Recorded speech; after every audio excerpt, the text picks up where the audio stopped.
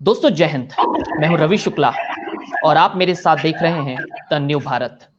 The new Bharat के विशेष कार्यक्रम love जिंदगी और लव जिंदगी के भीतर जहां हम बात करते हैं जिंदगी को करीब से जानने की और जिंदगी को जीने की, और जिंदगी को जीने की कला सिखाने के लिए जिन्होंने जिंदगी को करीब से देखा है, जिंदगी की हकीकत जो जानते हैं, ऐसे शख्सियत को हम इस पटल पर लाते हैं ताकि आप उनसे सीख सकें, उनसे समझ सकें। और आज इस पटल पर प्रेरक व्यक्तित्व के रूप में हमारे साथ उपस्थित हैं शिक्षाविद, सर्वश्रेष्ठ वक्ता, शारदे पुत्र, पारदर्शी व्यक्तित्व डॉक्टर वेद प्रकाश मिश्रा जी। आदरणीय वेद प्रकाश मिश्रा जी, स्वागत है। धन्यवाद धन्यवाद। डॉक्टर वेद प्रकाश मिश्रा जी राष्ट्रपति द्वारा डॉक्टर बीसी रॉय राष्ट्रीय पुरस्कार से सम्मानित हैं। आप कुलाधिपति हैं Datta Meghe university of medical science Wardha में। इसके अतिरिक्त ऐसी कई उपलब्धियां हैं जिनको यदि मैं गिनाने बैठा तो शायद हमारा यह आज का जो सत्र है वह कम पड़ जाएगा। इसलिए एक बेहतरीन वक्ता के रूप में आपकी पहचान हर जगह होती है, ये हम और आप जानते हैं, लेकिन एक शिक्षाविद के रूप में जो पहचान आपने बनाई है, आज यह सत्र कुछ उसी के कारण है। आज मेरे लबों पर या मेरी जबान पर वो आत्मविश्वास और दिल और दिमाग में वह संतुलन नहीं है जो रोज रहता है। कारण हमारे कुनबे के सर्वश्रेष्ठ भीष्म पितामह आज हमारे बीच हैं, जहां से मैं उठकर आता हूं, जहां से मैंने बोलना सीखा, जहां से बचपन से आज यहां तक पहुंचे हैं, जहां से एक ड्रेसअप सीखा, जहां से प्रभाव कैसे डाला जाता है दर्शकों पर यह सीखा। आज ऐसे भीष्म पितामह जिसे हम कहते हैं वाद विवाद वक्तृत्व के क्षेत्र का, ऐसे सम्मानित डॉक्टर वेद प्रकाश मिश्रा जी हमारे बीच उपस्थित हैं। सबसे पहले आदरणीय डॉक्टर वेद प्रकाश मिश्रा जी, मैं आपको बतलाऊं कि लव जिंदगी क्या है। जब समाज के भीतर कोरोना के इस पीरियड में एक लोगों का जीवन के प्रति और जीने के प्रति नजरिया बदलने लगा, तब हमने फेसबुक के माध्यम से एक ऐसा मंच बनाया, एक ऐसा पटल बनाया जहां पर हम लोगों को एक नई दिशा जिंदगी के प्रति दे सके। फेसबुक पर जब हम कमेंट करते थे तो लोग हमें ब्लॉक करते हैं, अनफ्रेंड हो जाते हैं, लड़ाई झगड़े हो जाते हैं। इसलिए हमने संवाद नाम का एक चर्चा परिचर्चा का मंच बना दिया। फिर हमने कविता के लिए एक मंच बना दिया और अंत में जाकर के निर्माण हुआ द न्यू भारत का। और आज द न्यू भारत अपने आप को गौरवान्वित महसूस कर रहा है कि नागपुर, महाराष्ट्र, मध्य भारत, भारत नहीं बल्कि अंतरराष्ट्रीय स्तर पर ख्याति प्राप्त एक सम्मानित व्यक्तित्व हमारे पटल पर हैं। सबसे पहले हम आपको बतला दें कि आज का ये पूरा जो लव जिंदगी का किस्सा होगा, यहां हम औपचारिक और अनौपचारिक दोनों बातें करेंगे। कुछ चीजें ऐसी जो डॉक्टर वेद प्रकाश मिश्रा जी के व्यक्तिगत जीवन से होगी, लेकिन एक भी बात ऐसी नहीं होगी जिससे प्रेरणा नहीं मिलेगी। तो यदि आप आदेशित करें तो मैं शुरू करूं। कृपया जी। दरअसल लव जिंदगी के भीतर जिस उद्देश्य को लेकर के हम चल रहे हैं और आज का जो विषय रखा है, विषय बहुत स्पष्ट है, जिंदगी को कैसे संवारें। मैं आपको बताना चाहता हूं कि सबसे पहले मैंने इसका जो नाम रखा था, मैंने रखा अपना भविष्य कैसे संवारें। लेकिन भाई भविष्य संवारना तो एक अलग चीज है, लेकिन जिंदगी संवारना एक बहुत बड़ी बात है, कला है। और जिसने जिंदगी को संवारा है, क्यों ना उसी व्यक्ति से सीखा जाए कि जिंदगी संवारी कैसे जाती है, जिंदगी को जिया कैसे जाता है। तो आदरणीय डॉक्टर वेद प्रकाश मिश्रा जी, हमारा पहला सवाल ये है। अच्छा, सवाल पर जाने से पहले मैं बता दूं कि जो भी दर्शक देख रहे हैं वे अपने प्रश्न कमेंट में टिप्पणी के माध्यम से पूछें। मुझे इस बात की खुशी होगी और डॉक्टर वेद प्रकाश मिश्रा जी को भी कि आपके प्रश्न ज्यादा आए और हमारे प्रश्न कम हो तो चलेगा। चलिए, आदरणीय वेद प्रकाश मिश्रा जी, बहुत सम्मान के साथ आज के इस बातचीत का पहला प्रश्न, डॉक्टर वेद प्रकाश मिश्रा जी की नजर में जिंदगी के मायने क्या है? मैं सबसे पहले भाई रवि जी आपको मन की गहराइयों से एक अत्यंत स्तुत्य प्रयोजन जो आपने आज के इस विपरीत परिस्थिति के अंतर्गत एक संवाद के रूप में उपयुक्त कराया, इसकी जितनी प्रशंसा की जाए, मैं प्रशंसा से ज्यादा मैं आपका साधुवाद व्यक्त करना चाहूंगा। आपने दो अत्यंत मौलिक शब्दों का प्रयोग आपके प्रश्न और आपके प्राकथन के अंतर्गत किया है। अगर आप ये कहते कि जिंदगी जीने के क्या मायने हैं, तो प्रश्न का उत्तर कुछ और होता, परंतु आपने महज जिंदगी जीने के मायनों का जिक्र नहीं किया, जिंदगी के संवारे जाने का जिक्र किया है। जिंदगी जीना बहुत आसान है, जिंदगी जी जाती है, और जिंदगी जीने के संदर्भ के अंतर्गत का अगर मैं वर्णन करूं तो इंसानी जिंदगी जन्म से शुरू होकर मृत्यु की निश्चितता के बीच का कालखंड, ये उसकी जिंदगी है, जिसके दो बिंदु निर्धारित हैं। जन्म निर्धारित है और जन्म के साथ ही मृत्यु निर्धारित है। इनके बीच के तमाम लम्हातों को जिंदगी कहा जाता है। अगर संवारी न भी जाए तो जिंदगी कट जाती है, परंतु जिंदगी जब संवारी जाती है तो उसके तीन प्रारूप हमारी आंखों के सामने खड़े होते हैं। पहले प्रारूप का जो चिंतन है, मैंने दो शब्दों के अंतर्गत एक छोटे से शेर जिसको मैंने मेरे जीवन की प्रेरणा मानी कि जिंदगी जिंदा दिली का नाम है, मुर्दा दिल क्या खाक जिया करते हैं। जिंदगी को जीने का पहला मायना यह है कि जिंदगी के अंतर्गत जिंदा दिली होनी चाहिए। जिंदा दिली तब होगी जब जिंदगी में मकसद होगा, मकसद तब होगा जब मकसद प्राप्ति की ललक होगी, ललक तब होगी जब उसके प्रति निष्ठा होगी, निष्ठा तब होगी जब उसके लिए संकल्प होगा, संकल्प तब निभेगा जब उसके प्रति समर्पण होगा, समर्पण तब होगा जब जहन में अनुशासन होगा, अनुशासन तब होगा जब विवेक साथ देगा, और विवेक साथ तब देगा जब परिश्रम की अनकही गाथाओं के अंतर्गत आप स्वर देने का कार्य लगातार करते रहेंगे। इसलिए जिंदगी का पहला मायना यह है। नेपोलियन हिल के शब्दों के अंतर्गत अगर जिंदगी के मायने का निरूपण में करूं तो नेपोलियन हिल अपनी पुस्तक के अंतर्गत तीन बातों को जिंदगी संवारने की विधा के तौर में प्रतिपादित करते हैं। नंबर पहला कंसीव, नंबर दूसरा बिलीव, और नंबर तीसरा अचीव। जिंदगी के अंतर्गत अगर आप उसे संवारना चाहते हैं तो सबसे आवश्यक यह है कि आपको जिंदगी के लक्ष्य निर्धारित करने होंगे। अगर आपने साधारण लक्ष्य निर्धारित किए तो जिंदगी साधारण हो जाएगी, पर लक्ष्य अगर असाधारण होंगे तो जिंदगी अपने आप उस असाधारण लक्ष्यों की प्राप्ति के लिए असाधारण होती हुई चली जाती है। और जब जिंदगी असाधारण होने की प्रक्रिया में लग जाती है, रम जाती है और बस जाती है, तो विश्वास मानिए वहीं जिंदगी संवरने लगती है। संवरी हुई जिंदगी अलंकृत होनी चाहिए, अलंकृत जिंदगी अलंकरण के साथ हो, और उस अलंकृत जिंदगी को ही जिंदगी के सचमुच के आभूषित होने के संदर्भ के साथ जोड़ा जा सकता है। इसलिए जिंदगी जीने का पहला माना कंसीव बिग।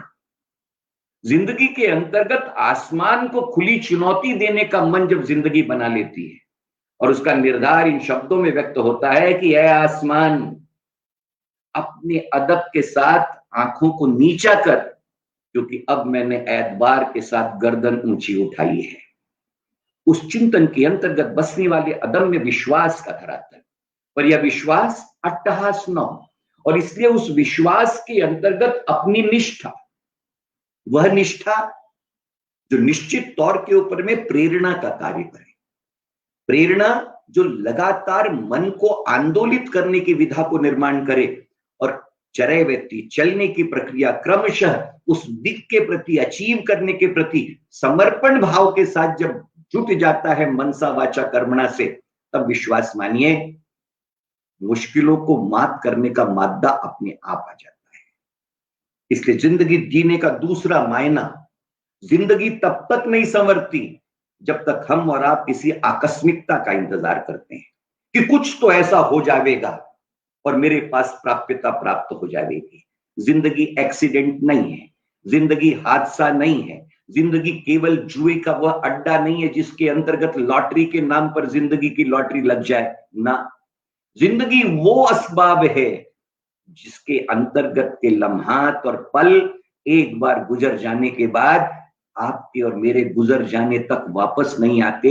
इसलिए उन लम्हातों का संगोपन, उनका संरक्षण, उस लम्हात को सुधारने का चिंतन ही जिंदगी को संवारने का चिंतन है। जिसने लम्हातों को संभाल लिया उसने जिंदगी को संभाल लिया। इसलिए conceive big, believe huge, conceive big and achieve tall, ये वो रास्ता है जो जिंदगी को आपको पदक्रमित करते हुए साफल्य के साथ निश्चित तौर के ऊपर में सिद्धता और सार्थकता के रास्ते पर ले जाकर के खड़ा हो देता है। और तब आपको अपनी कहानी खुद नहीं कहनी पड़ती, तब आपकी कहानी औरों की जुबान के ऊपर में उनकी जुबानी बन जाया करती है। मेरी दृष्टि के अंतर्गत जिंदगी की सार्थकता के मायने ही जिंदगी को केवल जिए जाने की विधा न होकर जिंदगी को संवारे जाने की विधा है। आदरणीय डॉक्टर वेद प्रकाश मिश्रा जी ने जिस खूबसूरती के साथ पहले ही प्रश्न में पूरे विषय को समाहित करके रख दिया कि जिंदगी जिंदा दिली का नाम है, बुज़दिल क्या खाक जिया करते हैं। आदरणीय डॉक्टर वेद प्रकाश मिश्रा जी, दूसरा सवाल इसी से संबंधित है। यदि आज बचपन की तरफ डॉक्टर साहब को लौटने का मौका मिले तो डॉक्टर वेद प्रकाश मिश्रा जी को बचपन से क्या याद आता है जिसे वे दोबारा जीना चाहेंगे? मेरे सार्वजनिक जीवन की, रवि जी, अगर मैं कहूं तो सबसे बड़ी उपलब्धि, अत्यंत विनम्रता से मैं स्पष्ट रूप से कहना चाहता हूं कि मेरी प्राथमिक शिक्षा से लेकर, पहली से लेकर मेरी मैट्रिकुलेशन तक का शिक्षण नागपुर शहर की सरस्वती विद्यालय के अंतर्गत जो गुजारने का मुझे मौका मिला, वो मेरी जिंदगी की केवल एक शुरुआत नहीं है, परंतु मेरी जिंदगी का सबसे महत्वपूर्ण सोपान है, यह मेरी धारणा है।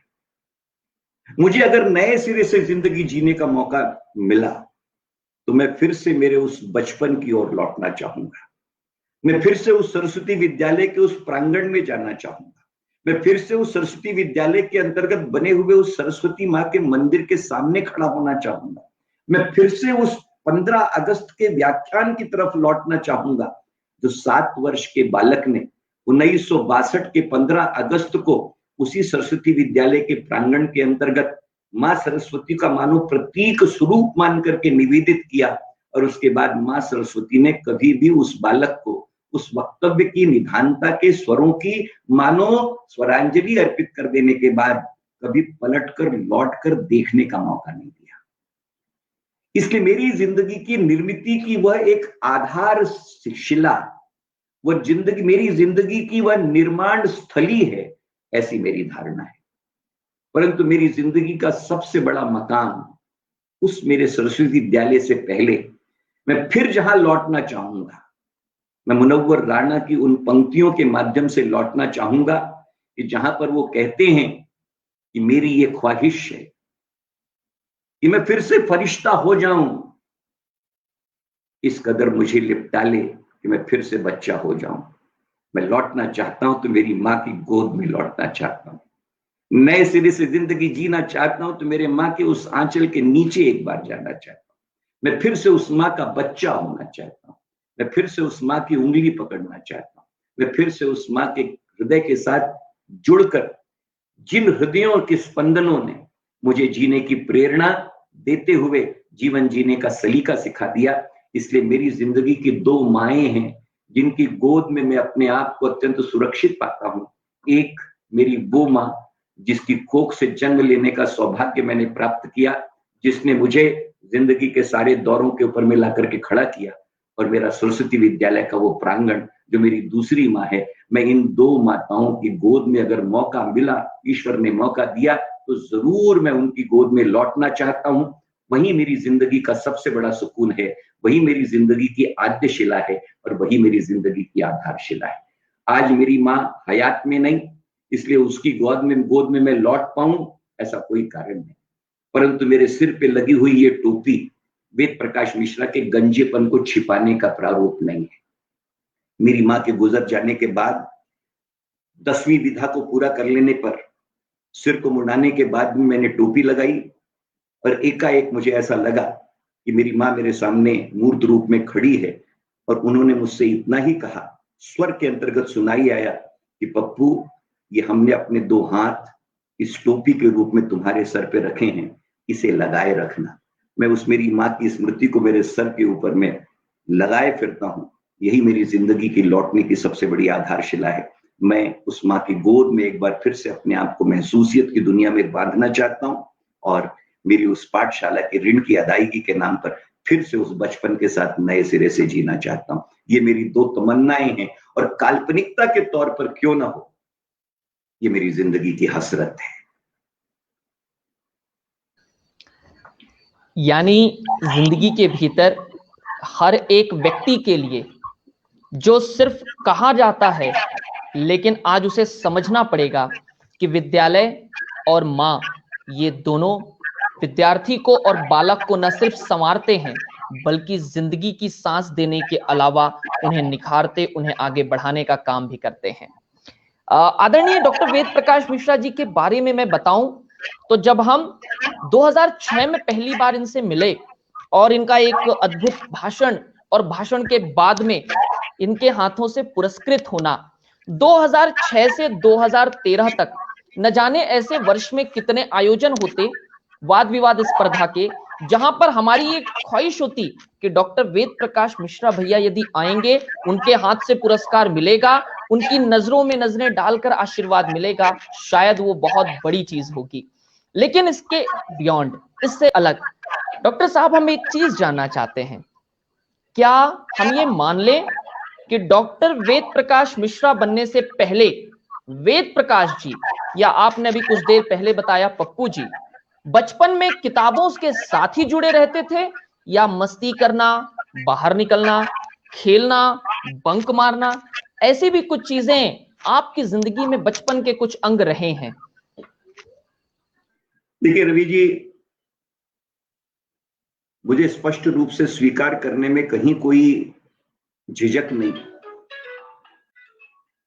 कि मेरा बचपन चंचलता की गोद में नहीं पला। मैं ये कहूं कि बचपन का पूरा एक व्यापक आस्वाद मेरे अनुभव के हिस्से में है, तो शायद बचपन का सहज रूप, इसको लेकर के मैं कोई बहुत ज्यादा विस्तृतता के साथ कुछ कह पाऊंगा ऐसा नहीं है। और मुझे कई बार ऐसा लगता है कि अल्टीमेटली मेरे बचपन के अंतर्गत एक साधारण बचपन जो होता है वो मुझे मयस्सर क्यों नहीं हुआ, और इसको लेकर के अत्यंत प्रामाणिकता से अतीत को देखने के बाद मुझे ऐसा लगा कि आपको बहुत कम उम्र के अंतर्गत मिलने वाला रिकॉग्निशन, ये अपनी एक कीमत वसूल कर लेता है।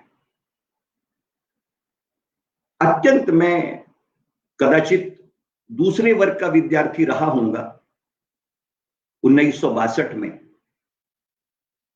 उस समय की मिली हुई प्रतिभा का रिकॉग्निशन, इसने जिंदगी में उस बाल मन के अंतर्गत उस रिकॉग्निशन के प्रति कदाचित न जाने कौन सा भाव रहा होगा, पर एक आस्वाद का निर्माण किया। और विश्वास करिए, उस आस्वाद ने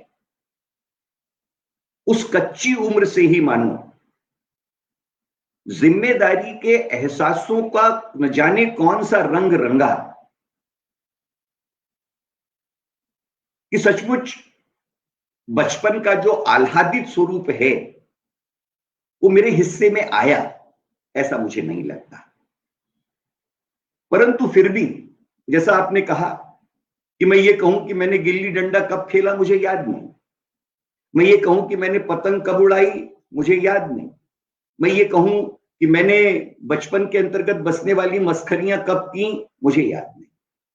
और उसका एक कारण है, रिकॉग्निशन के अलावा मैं मूल रूप से, मेरी जो बड़ी बहन शशि त्रिपाठी हैं, मैं उनके साथ रहा, स्कूल उन्हीं के साथ आना, उन्हीं के साथ जाना।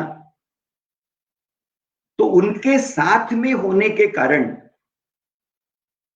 वस्तुतः मानो स्कूल के अंतर्गत मेरी मां की आंखें भले घर में रही होंगी, परंतु शशि दीदी की आंखों ने सदैव, मुझे ऐसा लगता था कि स्कूल के अंतर्गत मुझे वो निहार रही है।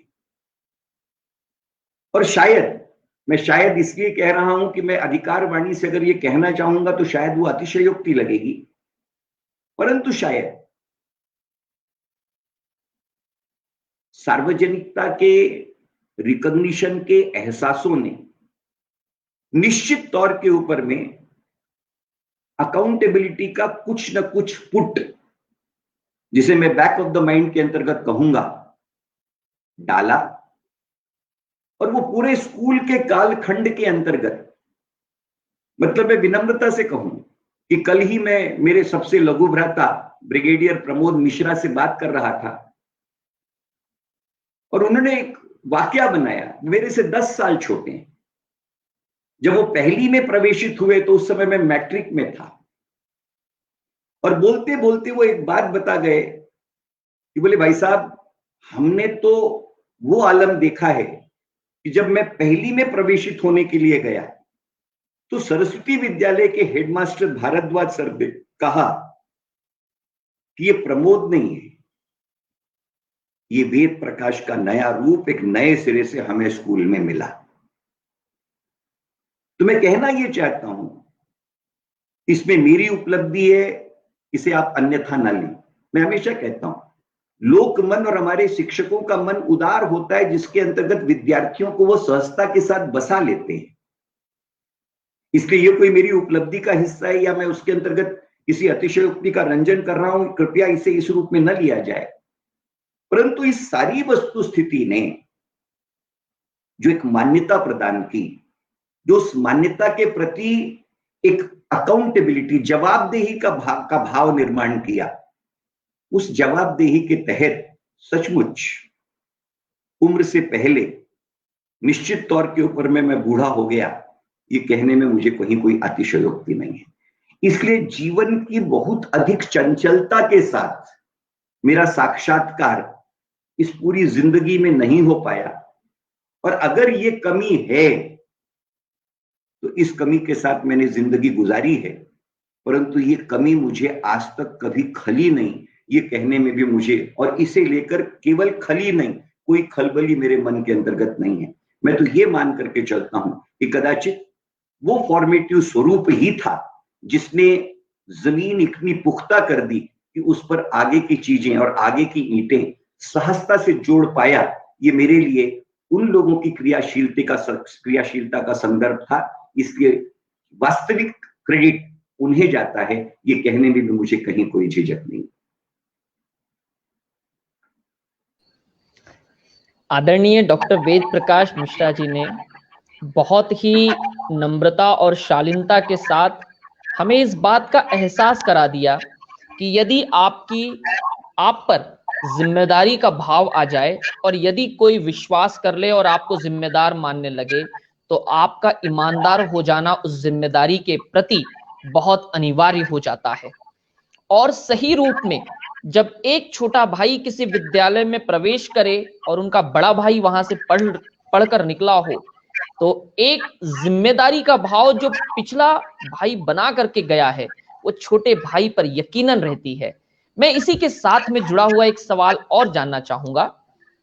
डॉक्टर वेद प्रकाश मिश्रा को एजुकेशनिस्ट तो जाना जाता है, लेकिन यदि पूरे भारत में सबसे अलग पहचान है, मैंने नासिक में डॉक्टर वेद प्रकाश मिश्रा जी को बुलाया, जहां पर आदरणीय राहुल देव जी भी आए थे।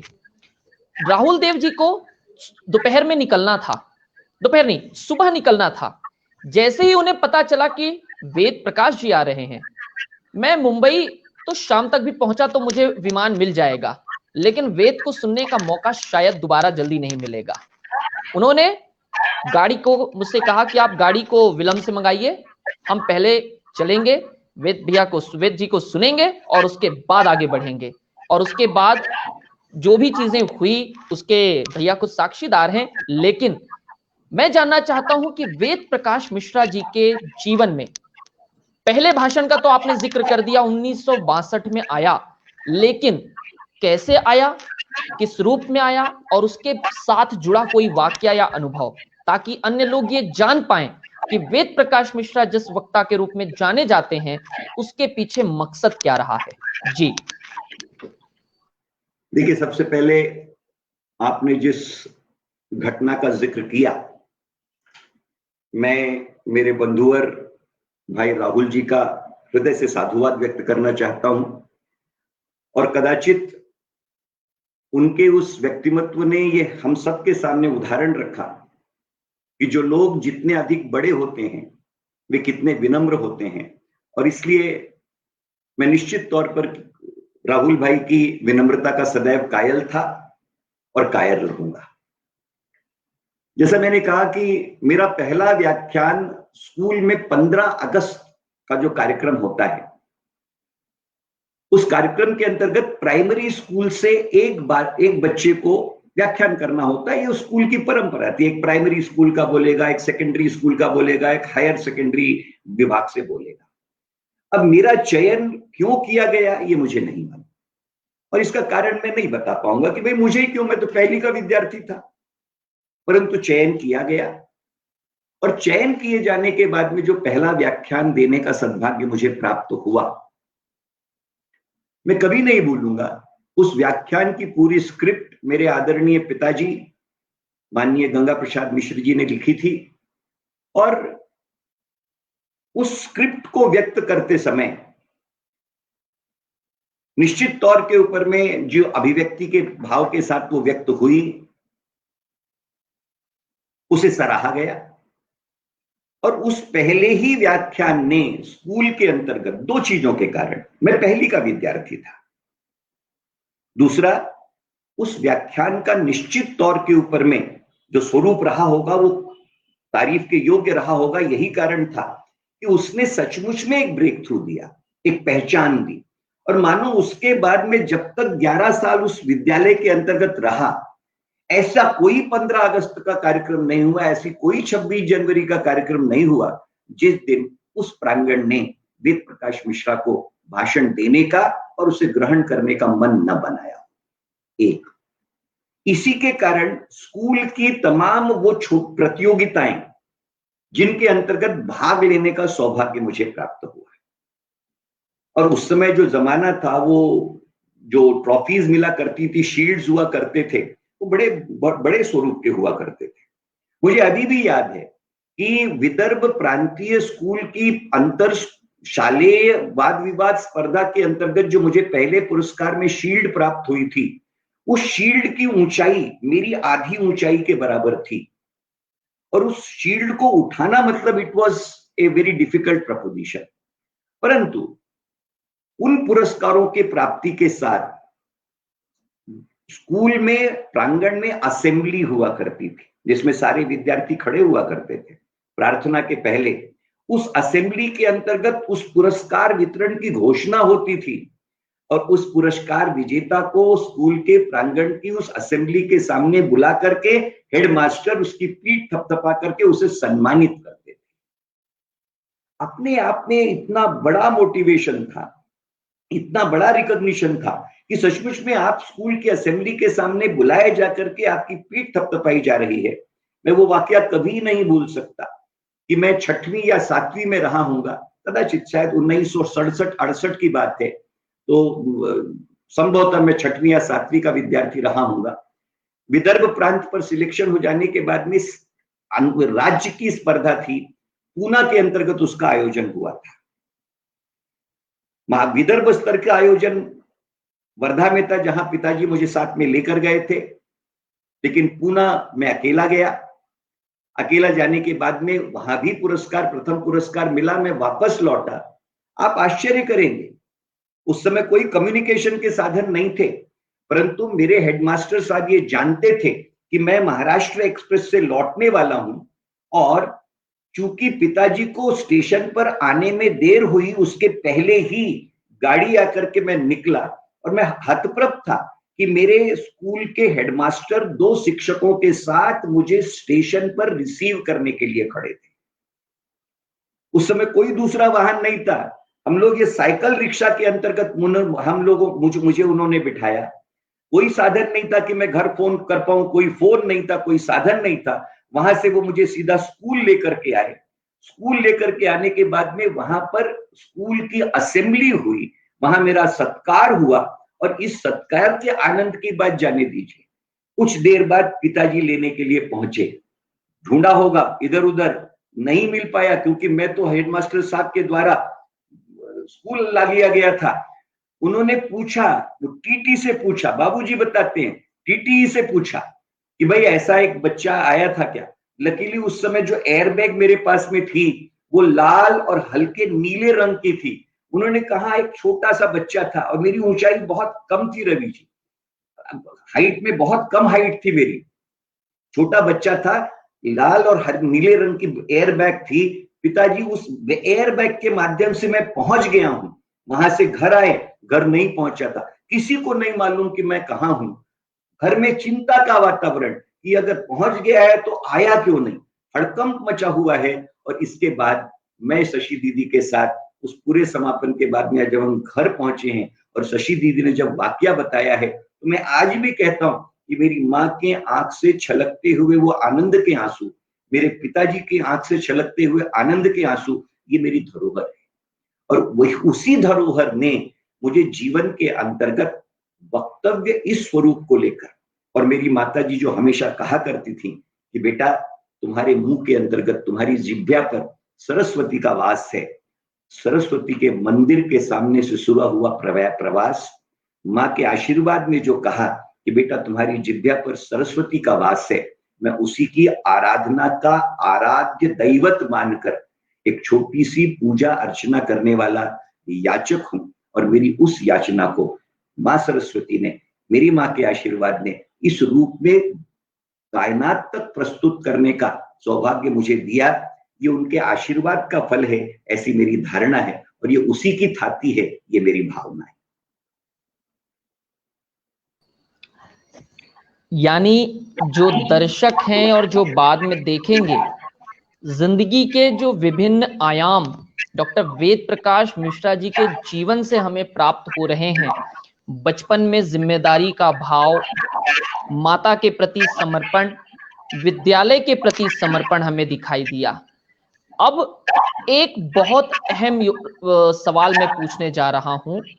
कहा यह जाता है, आपने स्वयं जिक्र किया कि पहला भाषण आदरणीय बाबूजी ने लिख करके दिया है, लेकिन हम ये जानना चाहेंगे डॉक्टर वेद प्रकाश मिश्रा जी के जीवन में शिक्षकों का कितना योगदान, और सबसे प्रमुख गुरु कौन डॉक्टर वेद प्रकाश मिश्रा जी का? जी देखिए, इंसानी जिंदगी के अंतर्गत हमारी उपलब्धियों की आधारशिला ये हमारे गुरुजन रखते हैं।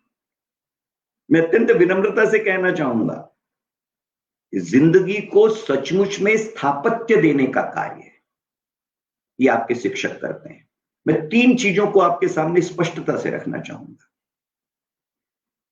हिंदी को अत्यंत मौलिकता से मेरे लिए बोल पाना मेरी मातृभाषा होने के कारण यह मेरी उपलब्धि का विषय मैं ऐसा नहीं मानता, परंतु हिंदी के वक्तव्य के अंतर्गत मुझ में एक रिफाइनमेंट, उसके अलंकार, उसके श्रृंगार, उसके सौष्ठव, इसकी अगर कोई रचनाकार हैं तो मेरी सरस्वती विद्यालय के अंतर्गत मैं अगर आदरणीय उषा मिश्रा इनका जिक्र नहीं करूंगा तो मेरी जिंदगी के अंतर्गत जितना बड़ा स्थान मेरी माँ का है उतना ही बड़ा स्थान उषा मिश्रा जी का है, एक शिक्षिका के नाते, जिन्होंने मेरी भाषा, मेरी अभिव्यक्ति, मेरे उच्चार, मेरे अलंकरण, मेरे व्याकरणबद्धता, मेरी शाब्दिक निष्ठा, शाब्दिक प्रभाव, इन सारी चीजों की यथावत एक आर्किटेक्ट के रूप में उन्होंने मुझे सजा और संवार करके खड़ा किया।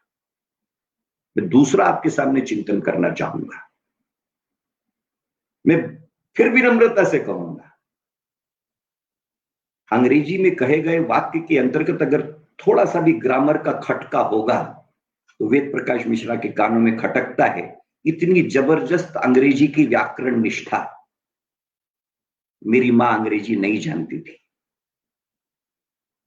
वेद प्रकाश मिश्रा के अंग्रेजी का एकमात्र कारण, और मैं जिम्मेदारी से कह रहा हूं, मुझे अपनी अंग्रेजी पर गर्व है। पर अंग्रेजी पर वेद प्रकाश मिश्रा के गर्व का कारण अगर वेद प्रकाश मिश्रा होते तो शायद वे गर्वी कहे जा सकते थे। मेरी अंग्रेजी की देन के ऊपर में अगर दावा करने का अधिकार है तो मेरी राव टीचर का है, मेरी वर्मा टीचर का है, LS गोपालन सर का है, जिन्होंने व्याकरण के रूप में इतना पुख्ता कर दिया मुझे, जिन्होंने अंग्रेजी के उपयोग को लेकर के इतना मजबूत बना दिया, जिन्होंने कॉम्प्लेक्स सेंटेंस का इतना बड़ा टेस्ट मेरे जहन में पैदा किया कि अब वेद प्रकाश मिश्रा को अंग्रेजी के साधारण वाक्यों के साथ जीना नहीं पड़ता। अंग्रेजी के कॉम्प्लेक्स सेंटेंस वेद प्रकाश मिश्रा की जबान पर नर्तन करने के लिए अगर मजबूर हैं तो उसका कारण वेद प्रकाश मिश्रा का किसी भी प्रकार का एक व्यापकता का स्वरूप न होकर ये उन शिक्षकों ने दी हुई देन है जिस धरोहर को मैं आज तक कैपिटलाइज करते चला जा रहा हूं।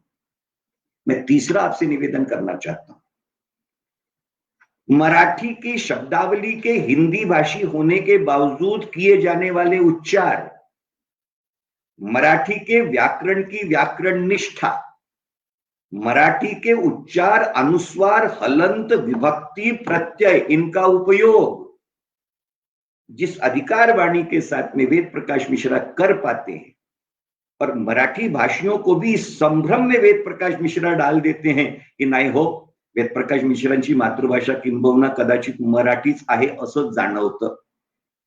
यह जो प्रयोजन है ये वेद प्रकाश मिश्रा के धरोहर नहीं है, ये मेरी उन सहस्त्रबुद्धे टीचर की देन है जिन्होंने मराठी के अंतर्गत मुझ जैसे अमराठी भाषी को भी इतनी पुख्तगी के साथ में खड़ा कर दिया।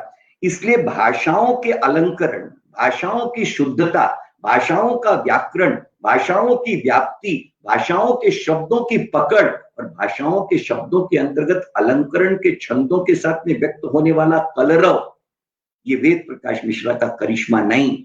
ये हिंदी की बात अगर मैं कहूं तो उषा मिश्रा का कर्ज उन्होंने मुझे जो दिया है मैं उसका ऋणी हूं। अंग्रेजी के धरातल पर कहूं तो मैं आज भी मेरी राव टीचर, वर्मा टीचर और गोपालन सर का कर्जदार हूं। और अगर मैं मराठी की बात कहूं तो ये मराठी मेरी सहस्त्रबुद्धे टीचर की दी हुई एक मुक्त हस्त से दी हुई देन है जिसके कर्ज के अंतर्गत मैं आज हूं। इसलिए हम और आप अत्यंत, मेरी स्पष्ट धारणा है कि हमारी जिंदगी के अंतर्गत शिक्षक जो हमें देते हैं वो हमारी मूल पूंजी है, और इस पूंजी को फिर हम कैसे इन्वेस्ट करके उसका मूल्यांकन, उसका मल्टीप्लिकेशन, उसकी व्यापकता, उसका स्वरूप बढ़ाएं, ये हम पर है।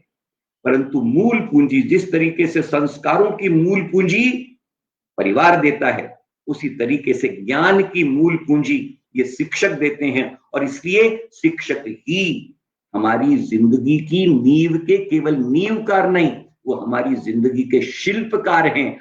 हम उनके शिल्पी हैं और हम उनके केवल शिल्पी हैं। इसलिए उन शिल्पकारों की कामनाओं को पूर्णता के यथार्थ धरातल पर उतारते चले जाने का उपक्रम ये जिंदगी का मकसद होना चाहिए, यह मेरी स्पष्ट धारणा है। इसलिए मैं जिंदगी के अंतर्गत मेरी जिस तरीके से मां के कर्ज से मुक्त नहीं हो सकता, मैं जिंदगी के अंतर्गत उसी तरीके से मेरे शिक्षकों के कर्जे से मुक्त नहीं हो सकता। मैं उस कर्ज में हूं, मैं उनका कर्जदार हूं, और मैं उसी कर्ज के अंतर्गत जीवन की अंतिम सांस तक जीना चाहता हूं। यही मेरी जीवन की लालसा है। मकसद कहने का मुझे कोई अधिकार नहीं, पर अदम्य लालसा का ये भाव उस दिन भी था, आज भी है, और ये आजीवन बना रहेगा।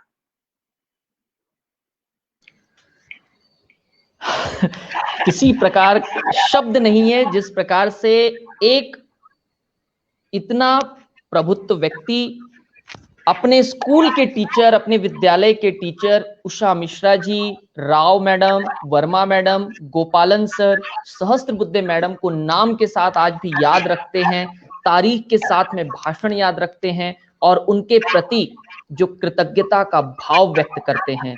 यकीनन ये विरले हैं जो जिंदगी के भीतर इस प्रकार से बहुत कम किस्मत से मिलते हैं, लेकिन मिल जाते हैं तो उनका आशीर्वाद कभी खत्म नहीं होता। आदरणीय वेद प्रकाश जी, अगला सवाल इसी से संबंधित है। इसके पीछे का एक मकसद है कि यदि आज का यूथ इसे सुने, आज का युवा इसे सुने, तो उसे एक संदेश भी जाएगा। हम ये जानना चाहते हैं कि आदरणीय डॉक्टर वेद प्रकाश मिश्रा क्या वही बन पाए जो महाविद्यालय में या विद्यालयीन जीवन में वे बनना चाहते थे, या सोचा कुछ और था, पटरी पर गाड़ी कहीं और लगी और पहुंची किसी और स्टेशन तक? जी। पुनः इसे धृष्टता न माना जाए। मैं उस युग की बात बता रहा हूं जब मैथमेटिक्स और बायोलॉजी ग्रुप अलग हुआ करते थे और मेडिकल में प्रवेश के लिए आपको बायोलॉजी ग्रुप का होना अनिवार्य था। 9th क्लास के अंतर्गत चयन करना था कि मैं मैथमेटिक्स ग्रुप में जाऊं या बायोलॉजी के ग्रुप में जाऊं। मेरी परम पूज्य माता जी का निर्णय था कि मैं बायोलॉजी ग्रुप में जाऊं, क्योंकि उन्होंने निश्चय किया था कि मुझे मेरे वेद को डॉक्टर बनाना है।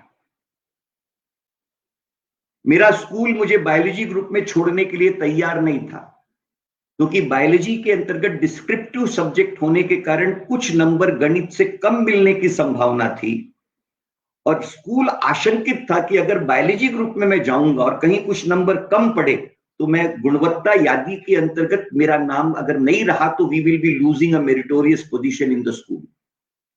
और उस समय 3 स्कूलों में स्पर्धा हुआ करती थी। पटवर्धन स्कूल मेरिट यादी के लिए, और आज 25 मेरिट लिस्ट के नाम नहीं हुआ करते थे, केवल 3 नाम हुआ करते थे मेरिट लिस्ट के अंतर्गत। हड़साय स्कूल, सरस्वती विद्यालय और पटवर्धन स्कूल, इनमें स्पर्धा होती थी कि पहला कौन आएगा बोर्ड के एग्जामिनेशन के अंतर्गत।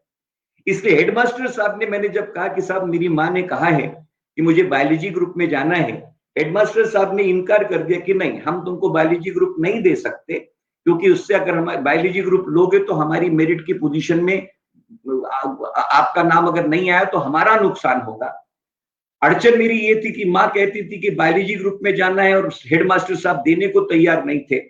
तो उन्होंने कहा कि तुम हमारी साउथ इंडियन थे भारद्वाज साहब, उनकी हिंदी मतलब तमिल हिंदी थी, तुम अपनी मदर को लेके आएगा, हम तुम्हारी मदर से बात करेगा। मैं माता जी को लेकर के आया, माता जी से बात हुई और मैं आपको कह रहा हूं जिस इस चीज का जिक्र पिताजी ने, मेरी जो बायोग्राफी लिखी हुई है आदरणीय गंगा प्रसाद जी ने ड्रीम चाइल्ड के नाम से, जिस बायोग्राफी का inclusion Limca book of world record में है, यूनिक वर्ल्ड रिकॉर्ड में है, इस कैटेगरी में कि किसी बेटे की उसके पिता के द्वारा लिखी गई बायोग्राफी का वो दुनिया में केवल एकमात्र उदाहरण है। इसलिए वो लिम्का और यूनिक वर्ल्ड रिकॉर्ड के अंतर्गत आदरणीय गंगा प्रसाद जी द्वारा लिखित ड्रीम चाइल्ड इस पुस्तक का समावेश है। इस पुस्तक के अंतर्गत, इस बायोग्राफिकल स्केच के अंतर्गत पिताजी ने इस घटनाक्रम का जिक्र किया हुआ है कि हेडमास्टर साहब के पास में मेरी माता जी ने जब कहा कि नहीं, मैं वेद प्रकाश मिश्रा को बायोलॉजी ग्रुप में डालने का मैं निश्चय ले चुकी हूं, और तब हेडमास्टर साहब ने कहा कि बहन जी, क्या आपको विश्वास है कि वेद प्रकाश मिश्रा मेडिकल कॉलेज में प्रवेश लेकर के डॉक्टर बन जाएंगे? और मेरी माँ का उत्तर था, सर आप चिंता मत करिए, ये एक माँ का विश्वास है। मैं कोट अनकोट कर रहा हूं, माँ का विश्वास है। इसलिए विश्वास मानिए रवि जी, मेरी जिंदगी के सारे फलसफे ये मेरे विश्वास के हैं, ये मैं मानने के लिए तैयार नहीं। ये उस माँ का विश्वास है जिस विश्वास के साथ मैं सपने में भी कभी विश्वासघात नहीं कर सकता था, और उस विश्वास के प्रति, उस विश्वास को बनाए रखने का संकल्प ही जीवन के तमाम पड़ावों की प्रेरणा है।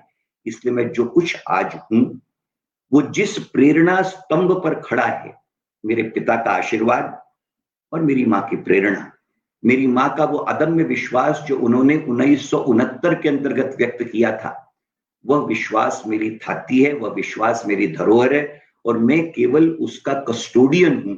उस कस्टोडियन के नाते जिंदगी ने सारे मुकामों से गुजार करके लाकर खड़ा किया है। इसलिए इसे आप मेरा विश्वास न माने, पर मेरे संकल्प के अंतर्गत मेरी मां के विश्वास के साथ विश्वासघात न करने का संकल्प ही मेरी जिंदगी की सबसे बड़ी उपलब्धि है। इसलिए जिंदगी ने मुझे ठीक वही बनाया है जो मेरी मां अपने वेद प्रकाश को बनाना चाहती थी। जिंदगी ने मुझे और कुछ नहीं बनाया और जिंदगी में मुझे ऐसा और कुछ नहीं बनना है जो मेरी मां मुझे नहीं बनाना चाहती। मैं मेरी मां के सपनों का वेद प्रकाश हूं। मैं मेरी मां के सपनों का वेद प्रकाश था और मैं मेरी मां के सपनों का ही वेद प्रकाश बनकर दम तोड़ूंगा। यही मेरी जिंदगी का संकल्प है। दूसरा उदाहरण दूंगा। साधारण परिस्थिति के अंतर्गत हम लोग पले बढ़े। जनवरी 1978 के अंतर्गत कॉन्वोकेशन में मेरे जैसे एक साधारण परिवार के बालक को डॉक्टर बनने का सौभाग्य मिला। मेरे नाम के सामने अब डॉक्टर लिखा जाने का अधिकार मुझे मिली हुई इस डिग्री से मिल गया। उस डिग्री को देखकर मन में एक विचार आया कि देखो आखिर ये कागज का टुकड़ा है। इस कागज के टुकड़े ने मुझ जैसे साधारण घर के विद्यार्थी को और मेरे कुल परिवार के अंतर्गत मेरी मां ने पहला डॉक्टर बनने का सद्भाग्य उसके संकल्प से मुझे दिया। मैं मेरे पूरे कुल परिवार के अंतर्गत, खानदान के अंतर्गत पहला डॉक्टर एमबीबीएस बना। मैंने उस डिग्री को बहुत बारीकी से निहारा। डिग्री को देख करके एक चीज मेरे ध्यान में आई। इस कागज के टुकड़े के ऊपर में वाइस चांसलर की सिग्नेचर होती है, तो ये कागज का टुकड़ा उसको डिग्री में रूपांतरित कर एक साधारण घर के बच्चे को डॉक्टर बना देता है और जीवन भर उसे अधिकार देता है कि वो अपने नाम के सामने डॉक्टर का प्रीफिक्स इस्तेमाल करे। रवि जी, फिर विनम्रता से कहना चाहूंगा, उस दिन जहन ने यह विश्वास मन में पैदा किया कि आज अगर एक कागज के टुकड़े पर एक वाइस चांसलर की सिग्नेचर वेद प्रकाश मिश्रा को डॉक्टर बना सकती है, तो जिंदगी के अंतर्गत वेद प्रकाश मिश्रा भी ऐसे ही कागज के टुकड़ों पर हस्ताक्षर करेंगे कुलगुरु के रूप में और वे कागज के टुकड़े डिग्रियां बन जाएंगे। वेद प्रकाश मिश्रा उसी निर्धार और निर्णय और मां के आशीर्वाद और पिताजी की प्रेरणा के तहत कुलगुरु बने और उनके हस्ताक्षर की डिग्री विद्यार्थियों को मिली। पर नियति आपके परिश्रम से आपको अधिक पारिश्रमिक देती है। वेद प्रकाश मिश्रा वो सौभाग्यशाली पिता हैं जिन्होंने कुलगुरु के रूप में जिस कागज के टुकड़े पर हस्ताक्षर किया वह डिग्री उनकी बेटी की भी थी और वह भी उस बेटी के सामने डॉक्टर लगाने के प्रश्रय की डिग्री थी।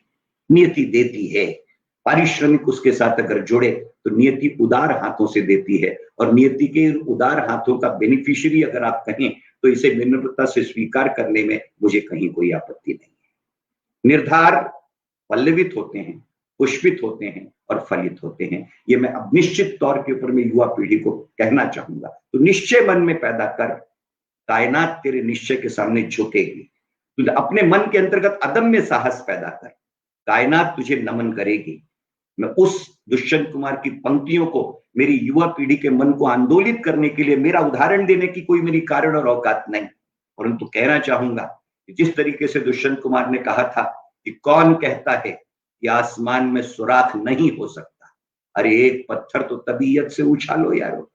ईमानदारी और निष्ठा के साथ परिश्रम की वेदी के ऊपर में आप एक बार निष्ठा के साथ दस्तक देंगे, मैं आपको विनम्रता से कहना चाहूंगा आपकी वो दस्तक, आपका परिश्रम आने वाली वक्त की तस्वीर पर उसे दस्तखत न बना दे तो वेद प्रकाश मिश्रा का नाम बदल दीजिएगा। प्रामाणिकता के दस्तक दीजिए। दस्तक आपके निश्चय और निर्धार से वक्त की रेत पर आपका दस्तखत बनेगी, ये इस बात की गारंटी मैं आपको देना चाहता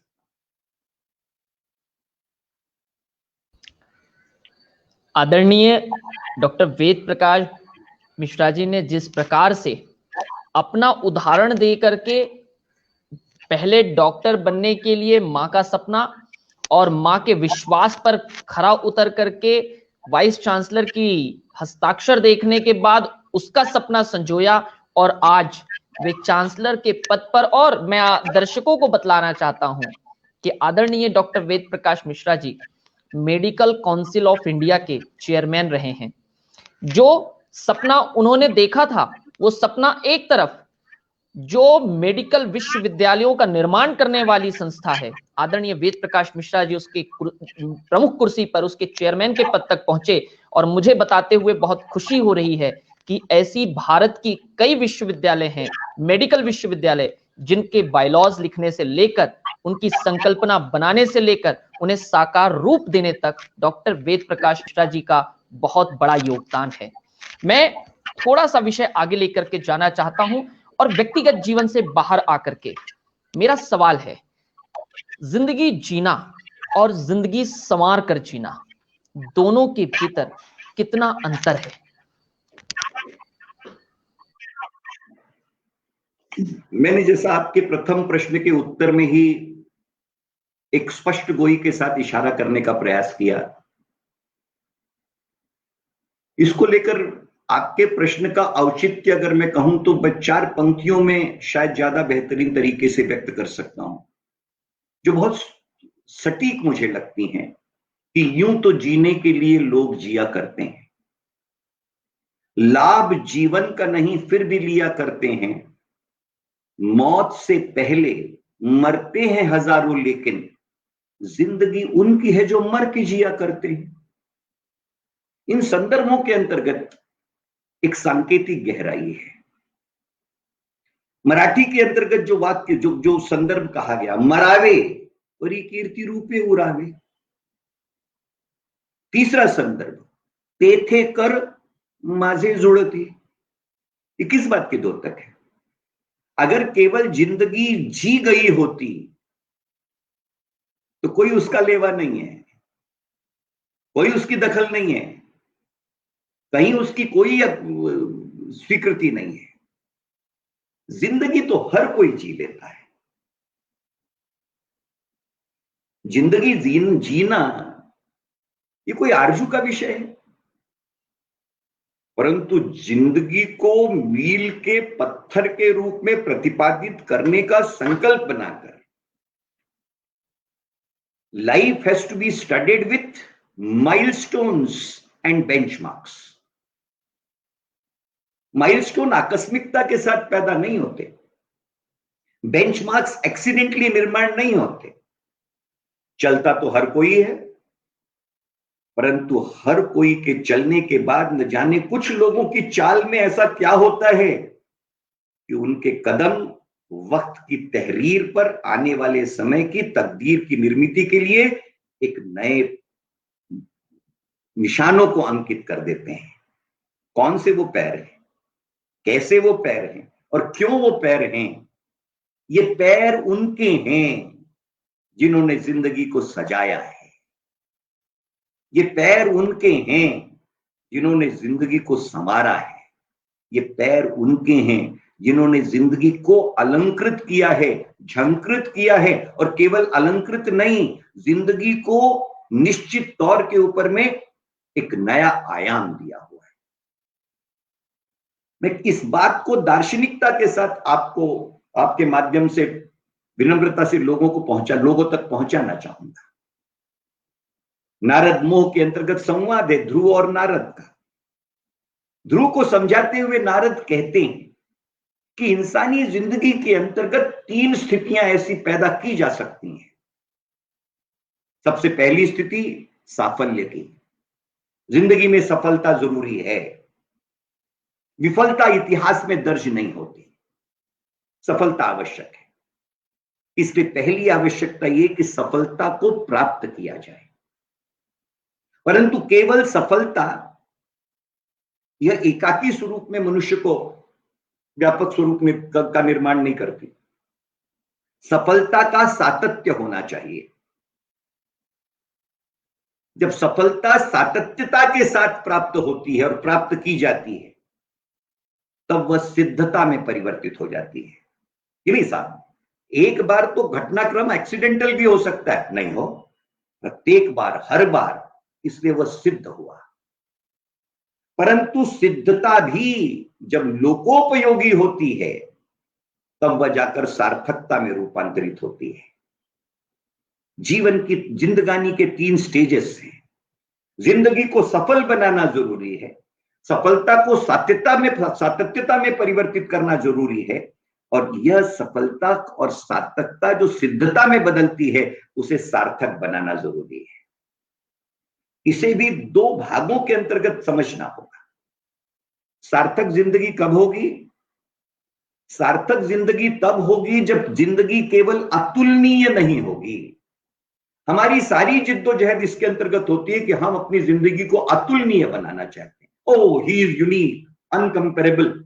तमाम क्षेत्रों के अंतर्गत हम तुलना की दृष्टि से अपने आप को he is uncomparable, she is uncomparable, यह अतुलनीय हुआ। परंतु समाज की धरोहर, चिंतन की धरोहर, इंगित इशारे की धरोहर, दिग्दर्शन की धरोहर केवल अतुलनीयता के अंतर्गत रवि जी नहीं बसती। दुनिया में न जाने कितने लोग अतुलनीय बने, काल के गाल में कब खो गए पता तक नहीं चला। परंतु एक स्थिति आगे की है, अतुलनीयता जब सार्थकता के दायरे से होते हुए अनुकरणीयता में परिवर्तित हो जाती है, जब व्यक्ति अपने व्यक्तिगत जीवन के तमाम निर्धार और तमाम निश्चयों के साथ अनुकरणीय बन जाता है, की कसं व्हावं? यांच्यासारखं व्हावं।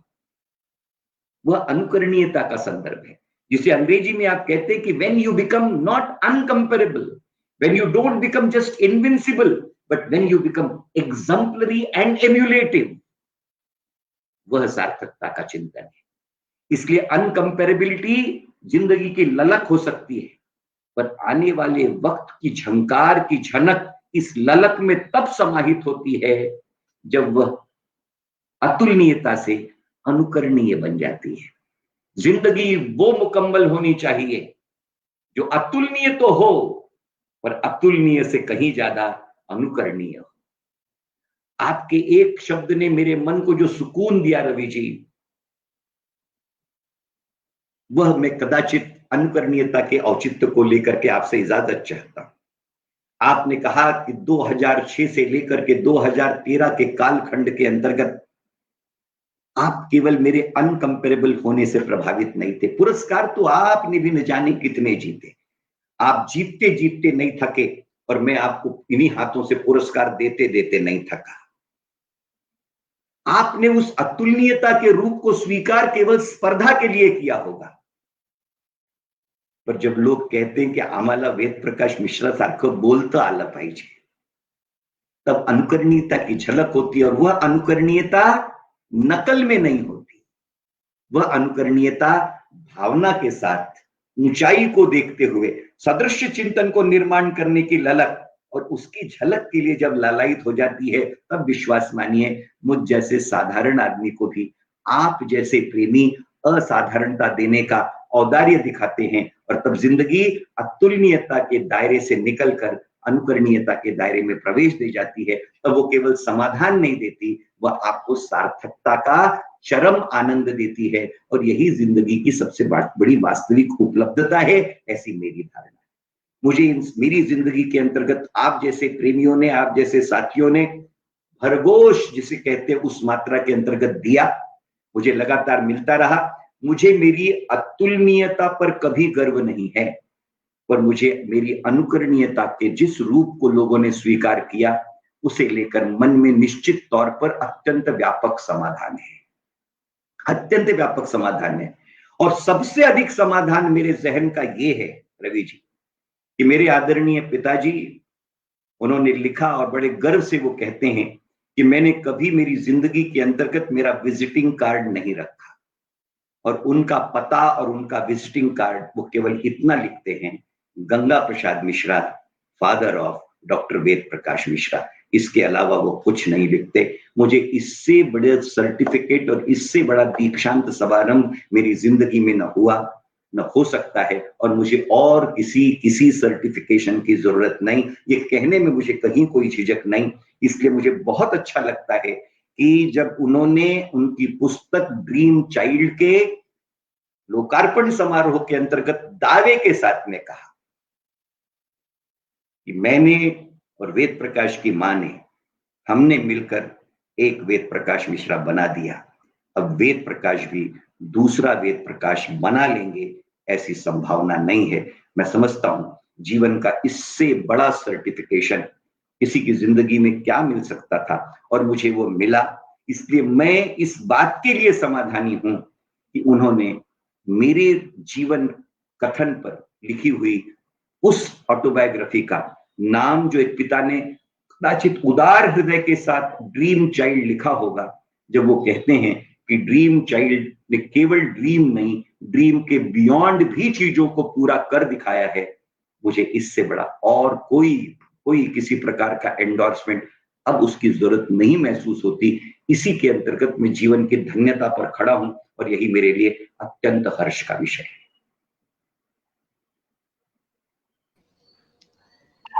आदरणीय डॉक्टर वेद प्रकाश मिश्रा जी ने जिस तरह से जीवन संवारने और जीवन जीने के बीच का फर्क बताया, और मैं खुद उस पल का गवाह हूं जब ड्रीम चाइल्ड पुस्तक साइंटिफिक हॉल में विमोचित हुई थी, और साइंटिफिक हॉल की पहली 3 दीर्घा के अंदर बैठने का सौभाग्य मिलना, एक ड्रीम चाइल्ड पुस्तक के बारे में जो उनके पिता के उद्गार थे उसे सुनना, इस पुस्तक के पीछे का हेतु, और अचानक कुछ महीने नहीं, मेरे ख्याल से कुछ दिनों में अखबार में यह खबर छप जाना कि इस पुस्तक ने लिम्का बुक में अपना स्थान काबिज कर लिया है। यकीनन एक पिता के रूप में और एक बेटे के रूप में इससे बड़ी उपलब्धि नहीं हो सकती। आदरणीय वेद प्रकाश जी, प्रश्न अगला ये है, कई लोग भ्रमित रहते हैं, संशयित रहते हैं और समझ नहीं पाते, संतुष्ट जीवन या महत्वाकांक्षी जीवन, दोनों में फर्क क्या है और दोनों में से उचित क्या है? देखिए, प्रश्न ये दोनों विरोधाभासी हैं यह भ्रम है। आप विश्वास मानिए, जीवन महत्वाकांक्षा के बिना महत्वपूर्ण हो ही नहीं सकता। हम जिस समय के अंतर्गत हैं, जिस काल में हम हैं, इस काल के अंतर्गत स्पर्धा के प्रयोजन कदम कदम पर खड़े हैं। जीवन का संतोष अगर यह अल्प संतोष के नाम पर खड़ा होकर उसे महिमा मंडित करने के प्रयोजन के साथ जुड़ा हुआ है, तो कदाचित वो कहीं ना कहीं किसी कायरता को स्वीकार कर रहा है। इस संदर्भ को प्रामाणिकता के साथ जहन में जीने वालों में से मैं हूं। जीवन में महत्वाकांक्षा जरूरी है। बर्टन रसल का वो मुझे ऐसे याद आता है, aimless life is like a rudderless ship which has no magnetic compass even to indicate which is the north side available to it. एक जहाज समंदर के अंतर्गत जा रहा हो और उसके पास मैग्नेटिक कंपास ना हो, उसके पास रडर ना हो, तो क्या जाएगा? कहां जाएगा? कैसे जाएगा? कहां पहुंचेगा? किस गंतव्य तक जाएगा? यात्रा के संदर्भ कैसे तय होंगे? जीवन की दिशा के लिए महत्वाकांक्षा जरूरी है। जीवन के महत्व के लिए महत्वाकांक्षा जरूरी है। महत्वाकांक्षी होना गुनाह नहीं, महत्वाकांक्षी होना जीवन की दिशा के निर्धारण का एक प्रामाणिक प्राज्वल आवश्यकता का स्वरूप है। महत्वाकांक्षा की परिपूर्तता के लिए प्रतिबद्धित होना यह जीवन की दूसरी दिशा है, दूसरी आवश्यकता है। लेकिन इस जीवन की महत्वाकांक्षा के प्रयोजन के अंतर्गत गंतव्य के प्रारब्ध और गंतव्य की प्राप्ति और उसके पावित्र के साथ जिन साधनों से आप इसे प्राप्त करना चाहते हैं उनके पावित्र की भी अनिवार्यता उतनी ही है। अड़चन, सारा जो कॉन्फ्लिक्ट है वो यहां है कि प्रयोजन पूर्तता और प्रयोजन प्राप्ति के लिए स्पर्धा के नाम पर जो भी किया जाए वो उचित है। Everything is fair in love and war. इसका अत्यंत कन्वीनियंट प्रारूप यह जिंदगी को दूषित और प्रदूषित करता है।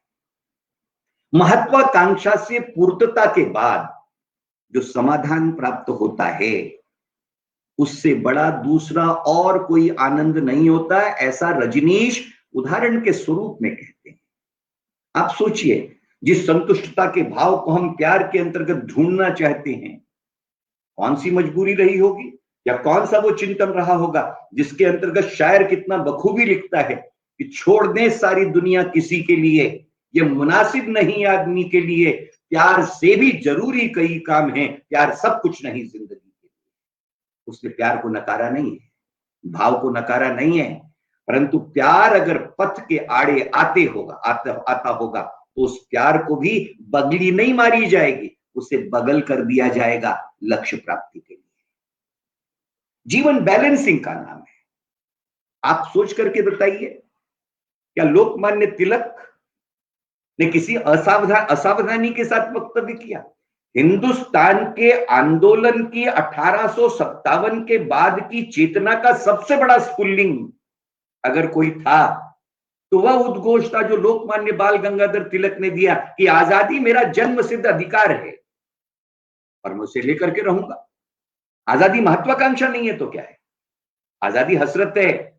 उस हसरत को आप गंतव्य में बदलेंगे, उस गंतव्य को मंतव्य में परिवर्तित कर उसकी प्राप्ति के लिए आप जीवन की बाजी लगा देंगे। ये गंतव्य प्राप्ति का लक्ष्य है, ये महत्वाकांक्षा का लक्ष्य है। इसलिए ये कहा जाना कि महत्वाकांक्षी जीवन संतुष्ट जीवन का विपर्यास है, मैं कदापि स्वीकार नहीं करता। पर महत्वाकांक्षी जीवन की महत्वाकांक्षाओं की पूर्तता जब आप योग्य उचित साधन सामग्री और योग्य दिशा के साथ प्राप्त करते चले जाते हैं, तब आपको जो समाधान प्राप्त होता है वो समाधान पलायन का न होकर वो पुरुषार्थ का समाधान है। मैं पुरुषार्थ के समाधान की बात कहना चाहता हूं। उस पुरुषार्थ के समाधान के लिए जिसके अंतर्गत प्रयत्न है, उस प्रयत्न की जिसके अंतर्गत दिशा है, उस दिशा की जिसके सामने लक्ष्य है, उस लक्ष्य की जिसको आपने अपनी जिंदगी का मकसद बनाया है और उस मकसद की प्राप्ति के लिए अपने आप को समर्पित कर देने का संकल्प किया है। अगर आजादी का मकसद न होता तो शायद कभी भी क्रांतिकारियों ने ये न कहा होता है, ये कहने की शायद वो हिम्मत भी नहीं कर पाते। कौन सा वो तराना रहा होगा? किसी के सामने ये स्थिति साफ नहीं थी कि वो लक्ष्य देख पाएंगे या नहीं देख पाएंगे। वतन की आबरू का पास देखें कौन करता है। सुना है आज मक्तल में हमारा इम्तिहान होगा, इलाही वह भी दिन होगा जब अपना राज देखेंगे, हमारी ही जमी होगी हमारा आसमां होगा, शहीदों की चिताओं पर जुड़ेंगे हर बरस मेले, वतन पे मरने वालों का यही बाकी निशान होगा। मकसद था, महत्वाकांक्षी थे। वो महत्वाकांक्षा थी आजादी की जिसके अंतर्गत फांसी के फंदे को चूमने के पहले अशफाकुल्लाह राम प्रसाद बिस्मिल से कहते हैं, आखिरी इच्छा जेलर पूछता है। वो कहते हैं आखिरी इच्छा है कि ये चिट्ठी राम प्रसाद बिस्मिल को पहुंचा दी जाए। क्या लिखा है उस चिट्ठी के अंतर्गत? राम प्रसाद, तुम कितने सौभाग्यशाली हो कि फांसी के फंदे पर चढ़ जाने के बाद भी तुम्हारा धर्म तुम्हें पुनर्जन्म की इजाजत देता है। तुम नया जन्म लेकर फिर मां भारती की आजादी की लड़ाई के अंतर्गत अपनी शहादत दे पाओगे। यह अशफाकुल्लाह कितना अभागा है कि उसका धर्म उसे पुनर्जन्म की इजाजत नहीं देता। ये मकसद नहीं है, ये महत्वाकांक्षा नहीं है, ये ध्येय नहीं है, ये ध्येय के प्रति समर्पण नहीं है, ये ध्येय की पूर्ति की आस्था नहीं है, तो क्या है? इसलिए बिल्कुल जो लोग इस बात को प्रतिपादित करते हैं कि संयम संतोष यह महत्वाकांक्षा के विपरीत का भाग है, मैं बिल्कुल जवाबदेही के साथ मेरे तमाम साथियों के सामने उद्घोषित स्वरूपों के अंतर्गत ये कहूंगा कि हसरत पाल। इसीलिए मैंने कहा conceive big, believe big, you shall achieve big, but then you have to be accommodative in defeat and modest in your victory. आपकी विक्ट्री, आपकी ऊंचाई ये किसी को नीचा दिखाने के लिए ना हो। आपकी ऊंचाई प्रेरणा बने ताकि आप लोगों को ऊंचा बनाएं। कौन लोगों को ऊंचा बना पाएगा? जिंदगी मेरी जिंदगी के अंतर्गत में केवल एक चीज मान पाई, अगर आप बड़ा बनना चाहते हैं तो आप लोगों को बड़ा बनाते बनाते बड़ा बनेंगे। लोगों को अगर आप बौना बनाएंगे तो आप बनते बनते बौनों के सरदार हो जाएंगे, लेकिन लोगों को अगर आप बड़ा बनाएंगे तो आप लोगों को बड़े बनाने की प्रक्रिया में अपने आप बड़े होते चले जाएंगे। ये भ्रम बिल्कुल युवा पीढ़ी अपने दिमाग से निकाल दे कि महत्वाकांक्षी होना गुनाह है। महत्वाकांक्षी होना ये जिंदगी की सबसे बड़ी प्रेरणा का केंद्र बिंदु है और उस केंद्र बिंदु को समर्पित भाव के साथ निभाना ये जिंदगी का पुरुषार्थ है और जिंदगी के पुरुषार्थों के साथ जुड़ी हुई उपलब्धि ये सबसे बड़े समाधान का कारण है। वो समाधान ही जिंदगी का प्राप्ति का समाधान है, उससे बड़ा दूसरा आनंद नहीं। हर एक आदमी उसका हकदार है, दावेदार है। इसलिए समाधानी जीवन, संतोषी जीवन, ये महत्वाकांक्षी जीवन का विरोधाभास है। इस भ्रम को जितनी निष्ठा के साथ में निकाल पाऊं उतना मैं प्रयत्न करूंगा, क्योंकि मैं बिल्कुल इस मत का हूं कि महत्वाकांक्षी जीवन ही उपयोगी जीवन है। यह धारणा हमें अपने जहन के अंतर्गत प्रगति की दृष्टि से, उन्नयन की दृष्टि से, ऊंचाई को हस्तगत करने की दृष्टि से स्वीकार करना चाहिए, स्वीकार्य है और उसके प्रति समर्पित होना चाहिए। कई लोगों के जीवन में हमेशा से ये प्रश्न रहे हैं कि संतुष्ट या महत्वाकांक्षी, और आज यकीनन इसका उत्तर मिला। मुझे याद आता है सोमलवार कॉलेज की एक वाद विवाद स्पर्धा के बतौर अतिथि के पद पर रहते हुए, एक अतिथि के रूप में अपने भाषण को संबोधित करते हुए डॉक्टर वेद प्रकाश मिश्रा जी ने एक बहुत अच्छी लाइन कही थी, एक बहुत अच्छा वाक्य था कि आप दूसरे की लाइन को छोटा करने की बजाय अपनी लाइन को बड़ा करना जिस दिन सीख जाएंगे, आप सफलता की ओर आगे बढ़ने लगेंगे, क्योंकि लाइन छोटे करने का भाव नकारात्मक भाव होगा और आप अपनी लाइन को यदि उससे बड़ा करना, उससे बड़ी करना चाहेंगे तो यकीनन एक सकारात्मक भाव आपके भीतर होगा। आदरणीय डॉक्टर जी, प्रश्न अगला ये है कि आप डॉक्टर भी हैं और शिक्षाविद भी हैं। अधिक युवा आपके आसपास रहते हैं, आप उनसे मुखातिब होते हैं। आप क्या कारण मानते हैं कि आज आत्महत्याओं का जो चलन बढ़ा है, आत्महत्याओं की जो संख्या बढ़ रही है, उसके लिए दोष किस पर डालें? दोषी कौन है? जिम्मेदारी किसकी है? देखिए, अंग्रेजी में एक बहुत सुंदर कहावत है कि victory has 1000 fathers and defeat is orphan.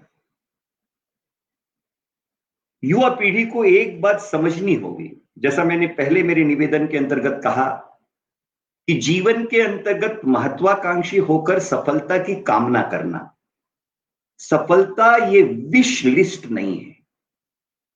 सफलता केवल इच्छा नहीं है। विश, WISH, विश, इस विश को आपको रूपांतरित करना होगा। शेख चिल्ली के सपने देख करके जिंदगी के फलसफे अगर तय हो गए होते तो हर कोई शेख चिल्ली बन गया होता। इसलिए जिंदगी की विश लिस्ट को बड़ा मत करिए भाई। आपकी विश को जब तक आप अपनी एम में परिवर्तित नहीं करेंगे तब तो को विश आधी और अधूरी रह जाएगी। इसलिए कामना करने से गुजारा नहीं होता।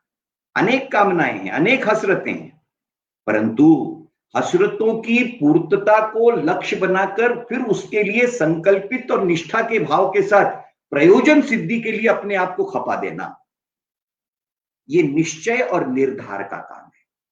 जिनके पास निश्चय है और जिनके पास निर्धार है, उनके पास सब कुछ हो सकता है पर पलायन नहीं हो सकता। और जिनके पास पलायन है, उनके पास न तो निश्चय है और न निर्धार है। निश्चय की कमी और निर्धार का अभाव, ये दोनों चीजें मनुष्य को पलायन का रास्ता बताते हैं।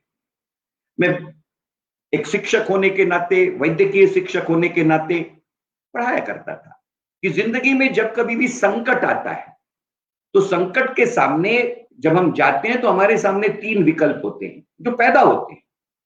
3 F's मैं कहता हूं उनको, जनरल एडेप्टेशन सिंड्रोम के अंतर्गत बसने वाले 3 F's। पहला F, आह्वान खड़ा है। पहला F, फ्लाइट, भाग जाओ यहां से, अरे खतरा है रे, भागो। सबसे आसान काम है। आपने यथार्थ से आंखें हटाकर पलायन का रास्ता चुन करके आप भाग गए, वह फ्लाइट।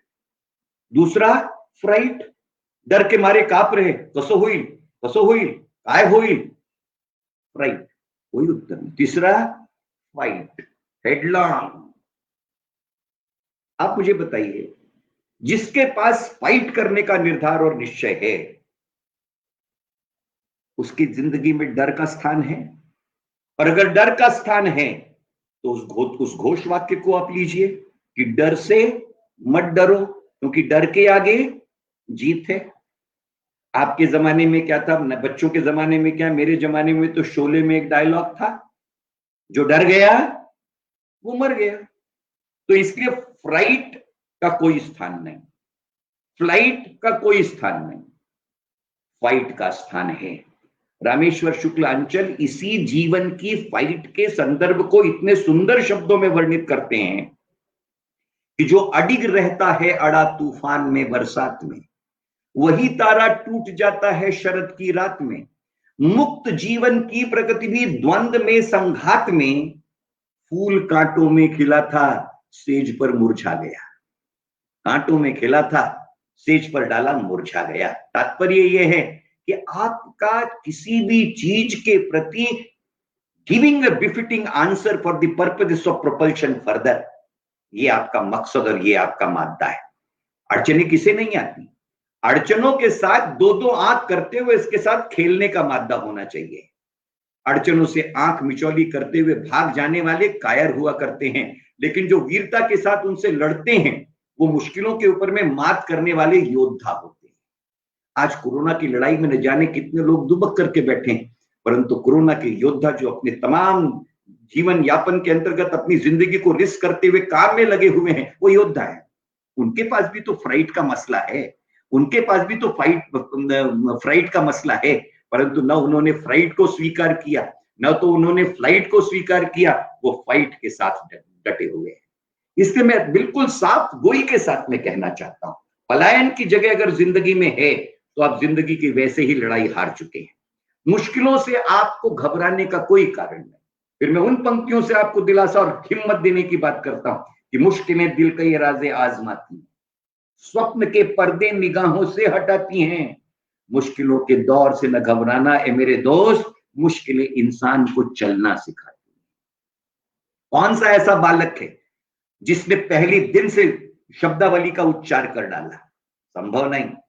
कौन सा ऐसा बालक है जो पहले दिन से कदम ताल करते हुए दौड़ने लगा? कौन सा ऐसा आदमी है जो चलने की प्रक्रिया के अंदर में गिरा ना हो और गिरे बिना चलना सीखा ना हो? इसी बात को मैं कह रहा था कि कोई भी जिंदगी में, देखिए, ऐसा सफलता की कामना हर कोई करता है, लेकिन सफलता के बीच में असफलताओं की संभावनाओं से इनकार नहीं किया जा सकता। और सफलता की प्राप्ति युद्ध के अंतर्गत, तुलना के अंतर्गत, एग्रेसिव जीवन के अंतर्गत, महत्वाकांक्षी जीवन के अंतर्गत निश्चित तौर के ऊपर में सफलता को स्वीकार करना विनम्रता के साथ, और असफलता को भी उसका एक अविभाज्य अंग मान करके उसे भी एक सबक के तौर पर लेना यह अत्यंत अनिवार्य है। एडिसन ने इसी बात को कहा कि 1000 बार प्रयोग उसके फेल हुए, परंतु 1001वें बार में उसने अपने प्रयोग को सफल करके दिखाया। तो लोगों ने उससे पूछा कि व्हाट वेर दे? तो उन्होंने कहा, this was not a failure, this was a stepping stone for ultimate success. वो फेलियर नहीं थे, वो मेरे इस सक्सेस के एक स्टेपिंग स्टोन थे। डॉक्टर अब्दुल कलाम ने फेल, FAIL, इस शब्द को बहुत अच्छे, उन्होंने कहा ये शब्द है ही नहीं, ये तो एक एब्रीविएशन है। What is FAIL? आप फेल को बुरा क्यों मानते हो? It is first attempt in learning. आप उस दृष्टि से देखो।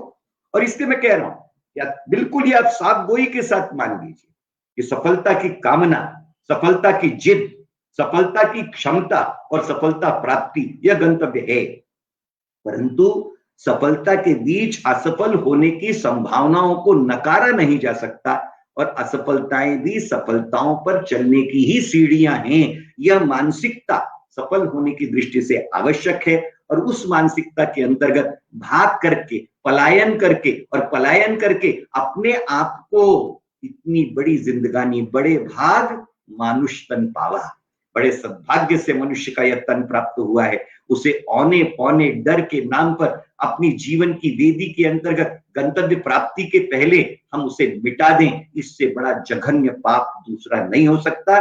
इसको ध्यान में रखना चाहिए। जिंदगी सार्थक करने के लिए, जिंदगी निरर्थकता की गोद के अंतर्गत तबाही के लम्हातों के साथ बर्बाद करने के लिए नहीं है। इस बात को युवा मन को ध्यान में रखना होगा।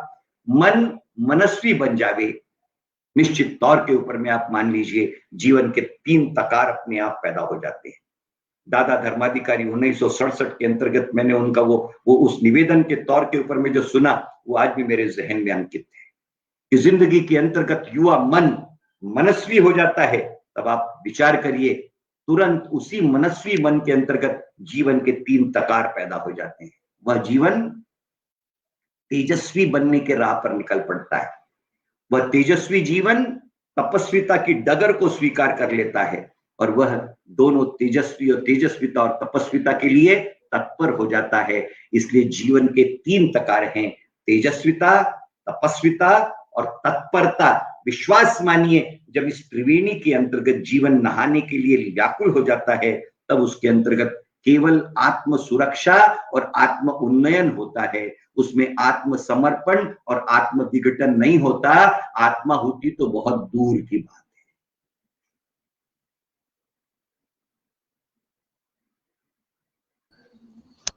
आदरणीय डॉक्टर वेद प्रकाश मिश्रा जी ने ये सबसे महत्वपूर्ण संदेश दिया है। पलायन कायरता का प्रतीक है और असफलता के से सबक सीखना जिंदगी को सही मायनों में जीने के समान है। मैं दर्शक की तरफ से एक सवाल आया है। सौरभ कुमार दुबे जी हमारे एक मित्र हैं, वे पूछ रहे हैं, एक अमराठी भाषी व्यक्ति के लिए मराठी सीखने का कोई एक अच्छा तरीका और साथ ही स्मरण शक्ति कैसे बढ़ाएं, इसका कोई एक तरीका। देखिए, भाषा को सीखने के लिए हमें निश्चित तौर पर भाषा का शब्दकोश, भाषा का व्याकरण, भाषा का उच्चार, अगर लिंग्विस्टिक भाषा में मैं कहूं तो जैसे उसके दो हिस्से हैं, एक लिंग्विस्टिक्स का भाग और दूसरा फोनेटिक्स का भाग। अब जैसे मैं आपसे कहूं कि भाई अगर किसी हिंदी भाषी को मराठी अच्छी भी आती फिर भी उसे लोणचं उसे कहला करके देखिए। जैसे हम कहते हैं कि भाई अंग्रेजी सिखाए जाने के अंतर्गत कॉन्सोनेंट कैसे बोले जाएं, वॉवेल्स कैसे बोले जाएं, वॉवेल्स बोले जाएंगे तो टंग को रोटेट करके पैलेट को लगाना होगा। प्रत्येक भाषा के अंतर्गत ये है, परंतु भाषा को समझने के लिए और भाषा को सीखने के लिए एक भाषा का पहले ज्ञान और फिर भाषा के अंतर्गत रीडिंग, ये दोनों अनिवार्य है। हमारे पास शब्दकोश होना चाहिए, हमारे पास शब्द ज्ञान होना चाहिए, हमारे पास में व्याकरण की जानकारी होनी चाहिए और हमारे पास उच्चार होने चाहिए। इन चारों चीजों को अगर निश्चय के साथ में सीखा जाए तो निश्चित तौर के ऊपर में यह दुर्लभ नहीं है, कठिन नहीं है, ये मैं अत्यंत सहजता के साथ कहता हूं। दूसरा, मराठी साहित्य इतना विपुल है, मराठी साहित्य इतना विशाल है, साहित्य की ऐसी कोई विधा नहीं जिसके अंतर्गत मराठी साहित्य के पास में इतना व्यापक वांग्मय है, ये वांग्मय अछूता रह जाए, यह निश्चित तौर के ऊपर में हमारी क्रियाशीलता पर एक अभिशाप होगा। इसलिए उस दृष्टि से भी मराठी का अध्ययन और मराठी का ज्ञान मेरी दृष्टि से अमराठी भाषिकों के लिए अनिवार्य है और उसकी दृष्टि से प्रयत्न किए जाने में कहीं निश्चित तौर पर किए जाने चाहिए, जिसकी अनेक सुविधाएं भी उपलब्ध हैं। तो उन सारी, और अब तो गूगल के कारण किसी भी चीज को सीखना और समझना, ये अब तो वो जो सारे आश्रय के भाव थे वे वैसे ही गूगल गुरु ने अपने आप को दूर कर दिए। दुनिया को इतना एक महान गुरु गूगल ने दे दिया है कि वो तो सबसे बड़ा कैपिटल गुरु है, कहीं कोई दुर्लभ चीजें नहीं है।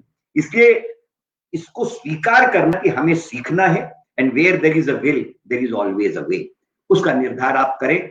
आप, और मैं तो उदाहरण के तौर पर कहता हूं, अगर मैं सीख सकता हूं तो मेरी यह धारणा है कि कोई भी सीख सकता है, इसमें कहीं कोई कठिनाई नहीं, कहीं कोई दुर्लभ नहीं। उस समय कदाचित चीजों को सुलभता के लिए कुछ यक्ष प्रश्न रहे होंगे, अब तो गूगल आ जाने के कारण वे सारे भी प्रश्न उत्तरित हो गए। रही बात स्मरण शक्ति की, इसे भी मैं 4 पदों के अंतर्गत आपको वर्णित कर दूंगा। वैज्ञानिक है, स्मृति ये केवल एक आकस्मिक घटनाक्रम नहीं है, मेमोरी है, मेमोराइजेशन है। मेमोराइजेशन ये अपने आप में एक आर्ट भी है और साइंस भी है, पर मेमोरी जब तक कॉन्सिक्वेंशियल नहीं होगी, मैं जब मेमोरी पढ़ाता हूं तो मेरे बच्चों को समझाने की कोशिश करता हूं कि short term memory, mid term memory, long term memory. अब मुझे बताइए, लॉन्ग टर्म मेमोरी के अंतर्गत आज तो आप सारे टेलीफोन नंबर सेव करके रखते हो, आपको टेलीफोन नंबर याद रखने की जरूरत नहीं, पर कभी किसी युवा मन ने सोचा, उससे पूछो तेरी प्रेमिका का टेलीफोन नंबर बता क्या है, वैसा पट पट पट पट पट पट बता देगा कि जैसे पैरट बता रहा है। मुझे ये बताइए कि आखिर आपको आपकी प्रेयसी का नंबर याद क्यों? कॉन्सिक्वेंस जुड़ा हुआ है, उस स्मृति पटल के अंतर्गत अंकित हो गया है। उसको मैं कहता हूं ABC theory, activating event when rooted through B, emotional response linked with C, consequence, memory is long term.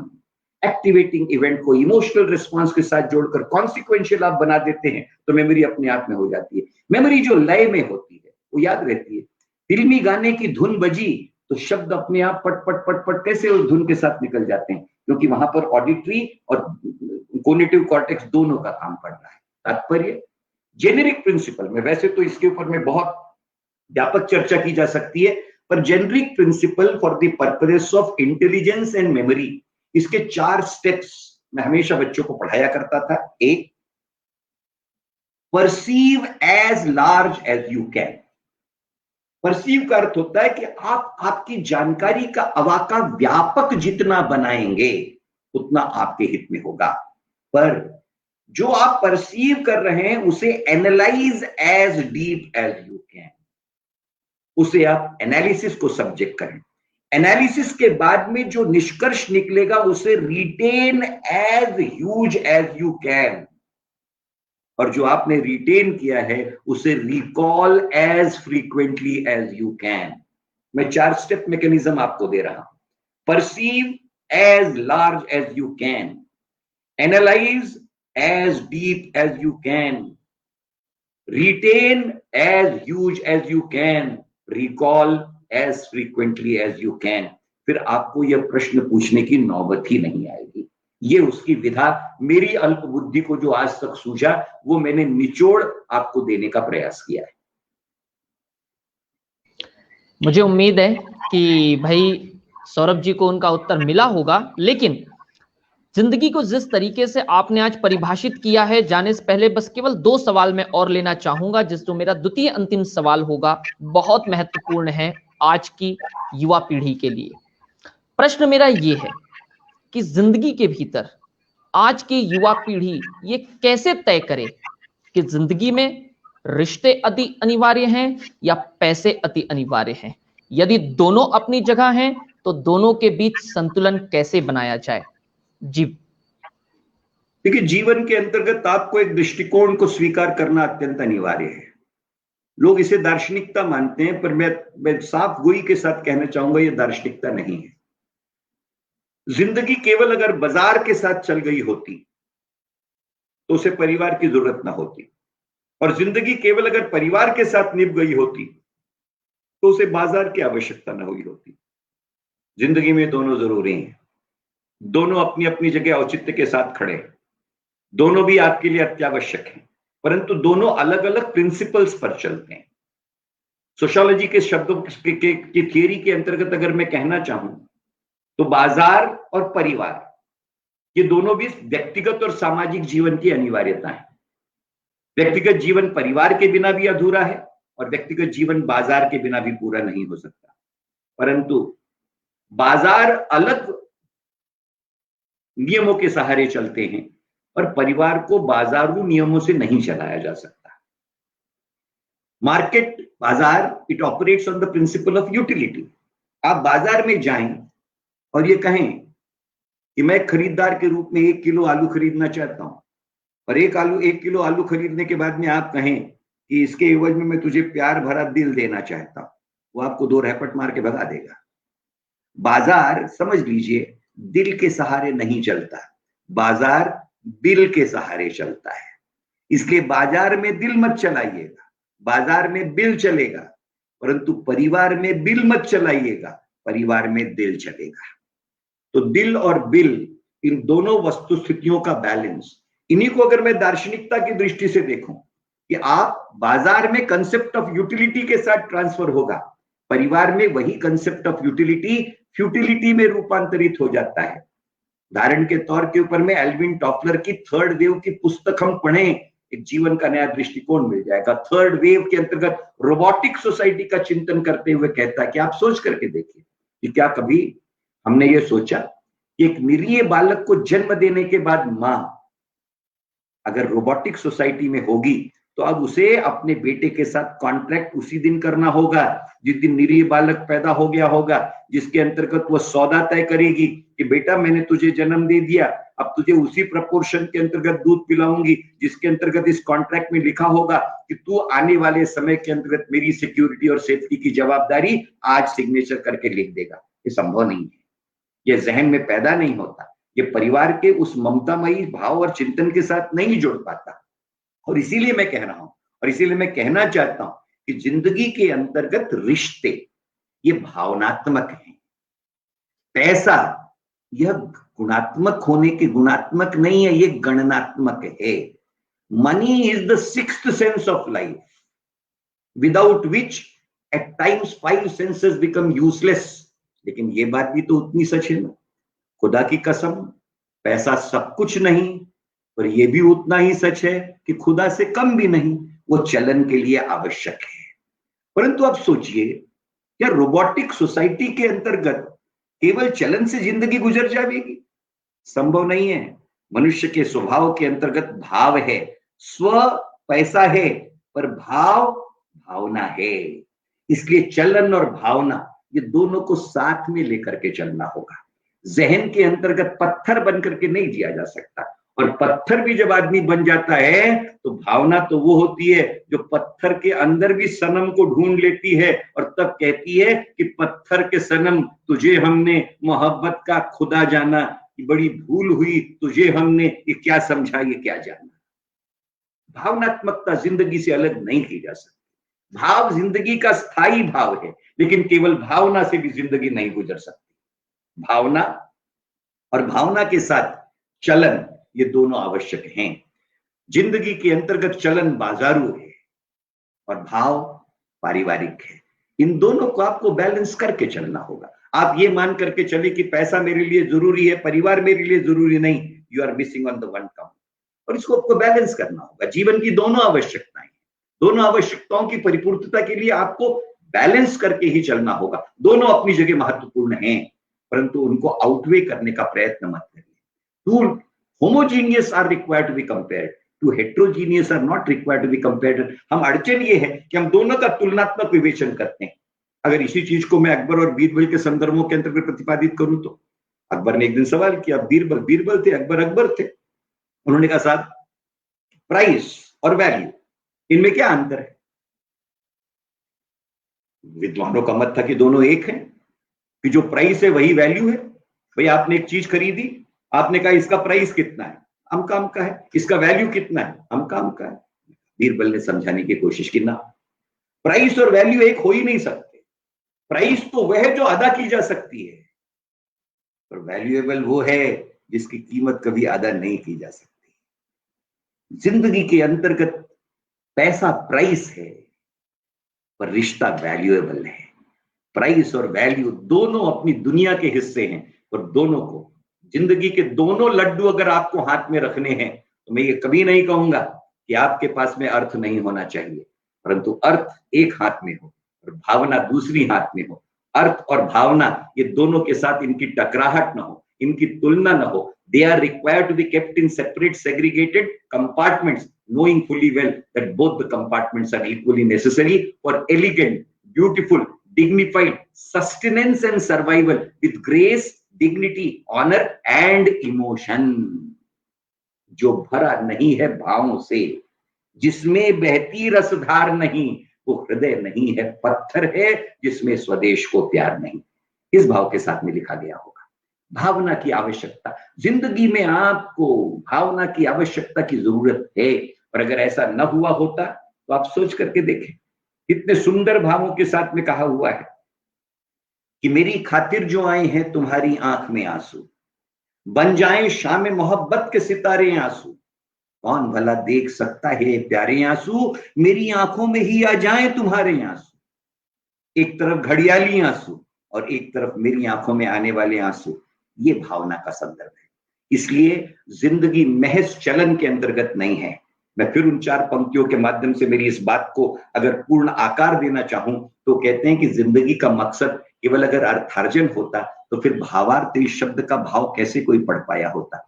जिंदगी के कई मकसद उस जगह भी जाकर के खड़े हैं जहां पर कहा जा सकता है कि गमों की आंच पर आंसू उबाल कर देखो, गमों की आंच पर आंसू उबाल कर देखो, बनेंगे रंग किसी पर भी डाल कर देखो, तुम्हारे दिल की बेचैनी को सुकून आएगा, किसी के पांव का कांटा निकाल कर देखो, उसमें भी आनंद है और वो सुकून दे जाएगा।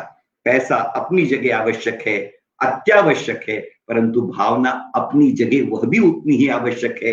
इसे प्राइस बना करके रखो, उसे वैल्यू बना करके रखो, इसे प्राइसलेस तक लेकर के जाओ, उसे वैल्यूएबल बना करके अपने साथ लेकर के चलो। जीवन के दोनों best of both the worlds, ये आपका हक है और इन दोनों हक के आप हकदार बने। यही मेरे जैसे एक सीनियर आदमी के आपके लिए आशीर्वाद और आपके लिए निश्चित तौर के ऊपर में सद्भावना है। घर में बाजार नहीं और बाजार में घर नहीं, सही रूप में आदरणीय डॉक्टर वेद प्रकाश मिश्रा जी ने जिस तरीके से आज जिंदगी, मैंने विषय पहले ही आपके बीच रखा था कि जिंदगी कैसे संवारे या जिंदगी को कैसे जिया जाए, ये विषय था।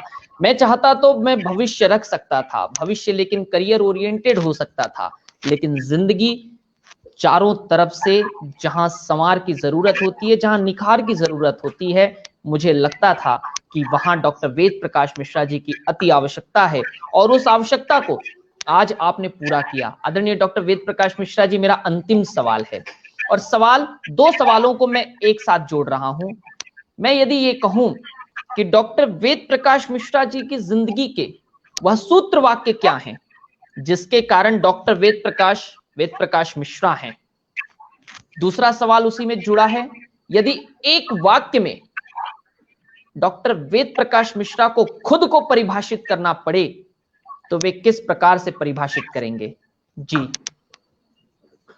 देखिए, ये कह पाना कि मूल सूत्र में क्या कहूं सरल नहीं है, परंतु फिर भी किसी भी आकलन का जब तक निचोड़ नहीं होगा तब तक आपके स्वयं के लिए वो कई बार कदाचित एक अनुत्तरित प्रश्न के रूप में रह सकती है। इसलिए निश्चित तौर पर अगर आप मुझसे एक सूत्र के रूप में पूछें तो मैं यही कहना चाहूंगा, जिस चीज को मैंने स्वीकार किया एक सोच के रूप में, और वह सोच आकस्मिक नहीं है। मैं उस सोच के तहत केवल उन दो घोष वाक्यों की तरफ आपका ध्यान आकर्षित करना चाहूंगा जिन्हें लेकर के मैं ये निचोड़ मेरी जिंदगी के जो अनुभव है उनसे ये कह पाने की स्थिति में हूं। एक घोष वाक्य मैंने पढ़ा था जो आज भी मेरे हृदय पर अंकित है, मैं उसे कोट कर रहा हूं। Quote, you see things and ask why. आप चीजों को देखते हैं और पूछते हैं कि क्यों। आई dream things and ask why not. मैं सपने देखता हूं और पूछता हूं कि क्यों नहीं। मित्रों, बस this is what I am wanting to hint. जिंदगी के अंतर्गत चीजें जो दिख रही हैं उससे भी अलहदा हैं, जिनके बारे में अपने सपनों के अंतर्गत उनकी कामना की है और उन्हें वाई नॉट की परिधि में बांधकर दूसरे सूत्र की ओर आपको लेकर के खड़ा हो रहा हूं। आई dream things and ask why not, but what is the answer of this why not? The answer of this why not, इस व्हाई नॉट का उत्तर कहां है? इस व्हाई नॉट का भी उत्तर मैं आपको देने का प्रयास कर रहा हूं। इस व्हाई नॉट के अंतर्गत दूसरे संदर्भ का या दूसरे सूत्र का जो चिंतन है वो ये, उस छोटे से घटनाक्रम को मैं याद दिला करके करना चाहूंगा कि प्रश्न खड़ा है, चैलेंज खड़ा है और चैलेंज के सामने हमें और आपको उत्तर देना है और मन में एक विचार है कि क्या ना आए, क्या मैं इसका उत्तर दे पाऊंगा? और जैसे ही मन में विचार आया कि क्या ना आए, उसके सामने प्रश्नार्थक चिन्ह लग गया। सूत्र में आपसे यह निवेदित करना चाह रहा हूं कि प्रश्न के उत्तर के लिए अपने मन के सामने कैन आए, कि अगर इस प्रश्नार्थक चिन्ह को हटाना चाहते हो तो इसे कैन आए की जगह आई कैन कर डालो। प्रश्नार्थक चिन्ह अपने आप हट गया। No can I can and yes I can. आपके ड्रीम कम ट्रू का चिंतन आपको यहां पर अपने आप मिल जाएगा। और तीसरा सूत्र दे रहा हूं, जब तक आप अपने आप के अनोखेपन को पहचान कर, आविष्कृत कर स्वीकार नहीं करेंगे, विश्वास मानिए आप अपने आप को आप में रूपांतरित करने में कहीं ना कहीं कमजोर और कम कुवत नजर आएंगे। जिसका तीसरा सूत्र दे रहा हूं मित्रों, 18 साल की उम्र जिस दिन भारतीय संविधान के तहत हो जाती है, उस दिन हम जो हस्ताक्षर करते हैं, हम अपने हस्ताक्षर के लिए जवाबदेह हो जाते हैं। You become accountable to your signature. 18 साल की उम्र के बाद में की गई सिग्नेचर आपने कहां की, इसको लेकर के जिम्मेदारी से भागने का रास्ता नहीं होता। हर कोई 18 साल का होगा। 18 साल की उम्र के बाद हर किसी की सिग्नेचर जवाबदेही के साथ बन जाएगी। अपने आप से सवाल करना कि आप केवल हस्ताक्षर करने के लिए पैदा हुए हैं या आप अपनी जिंदगानी के अंतर्गत अपने किए हुए हस्ताक्षर को ऑटोग्राफ में बदलने के लिए पैदा हुए हैं। बस हस्ताक्षर ऑटोग्राफ के अंतर्गत रूपांतरित करने का संकल्प, आई कैन की धुरा, and I dream things and I ask why not, ये जिंदगी का त्रिकोण है। इसी त्रिकोण के अंतर्गत सब कुछ बसा हुआ है। यही मेरी जिंदगी का आगाज है, यही मेरी जिंदगी की इब्तदा है। अगर खासियत है तो यही मेरी जिंदगी की खासियत है। पर इस त्रिकोण के अंतर्गत, इस पूरे त्रिकोण को जिस दो महानतम महिलाओं ने मेरी जिंदगी में संवार रखा है, सजा रखा है, उनके ऋण के प्रति अगर मैं अपनी अदायगी व्यक्त न करूं तो शायद मैं इस सारे फलसफे के प्रति अन्यायकारक होऊंगा। जैसा मैंने कहा, मेरा धन्यवाद ज्ञापन मेरी स्वर्गीय माता जी के प्रति है, और उससे भी और उतना ही अधिक ऋणानुबंध मैं अगर मेरी धर्मपत्नी आदरणीय डॉक्टर नीलम जी मिश्रा, जिन्होंने मां ने संकल्प दिए, संस्कार दिए, पर आदरणीय नीलम जी ने संसार को जो संभाल करके मुझे कार्य करने की प्रेरणा के अंतर्गत और कार्य करने की जिम्मेदारियों के अंतर्गत जो साथ दिया, केवल उसके प्रति मैं नतमस्तक हूं। मैं उनका नमन करना चाहता हूं।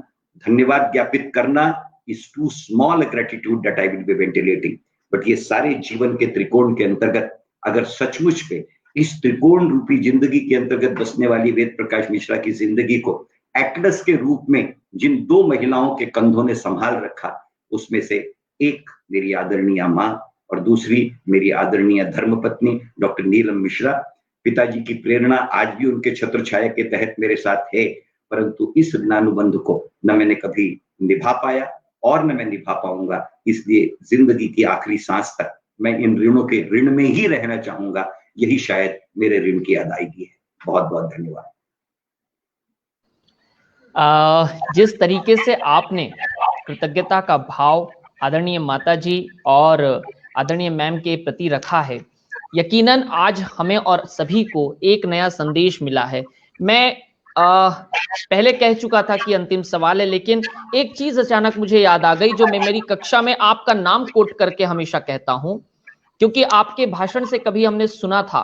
मैं चाहूंगा कि आप उस दृष्टांत को यहां पर सभी के सामने जरूर रखें, जिस दृष्टांत को लाइब्रेरी के भीतर डबल इन्वर्टेड कॉमास के रूप में आपने कहीं किसी कार्यक्रम के माध्यम से, और हमेशा आप बताते हैं कि आपको शिक्षिका ने कोई कार्य दिया, जाओ वेद कुछ पढ़ करके आओ, और आप लाइब्रेरी के भीतर जाते हैं और उसके आगे क्या होता है। मैं चाहूंगा कि एक सकारात्मक सोच के साथ, एक सकारात्मक दृष्टिकोण के साथ आज के इस सत्र का, आज के इस लव जिंदगी को कैसे जिए, क्योंकि मैंने उसे जानबूझ के बचा कर रखा था, मैं जानबूझ के बचा के रखा था, और ये पैड पर सबसे ऊपर वो हाईलाइटेड है कि ये सबसे अंत में पूछा जाएगा कि डॉक्टर वेद प्रकाश मिश्रा की जिंदगी का वह घोषवाक्य डबल इन्वर्टेड कॉमा वाला लोगों को पता चले कि इसके पीछे का भाव क्या है। जी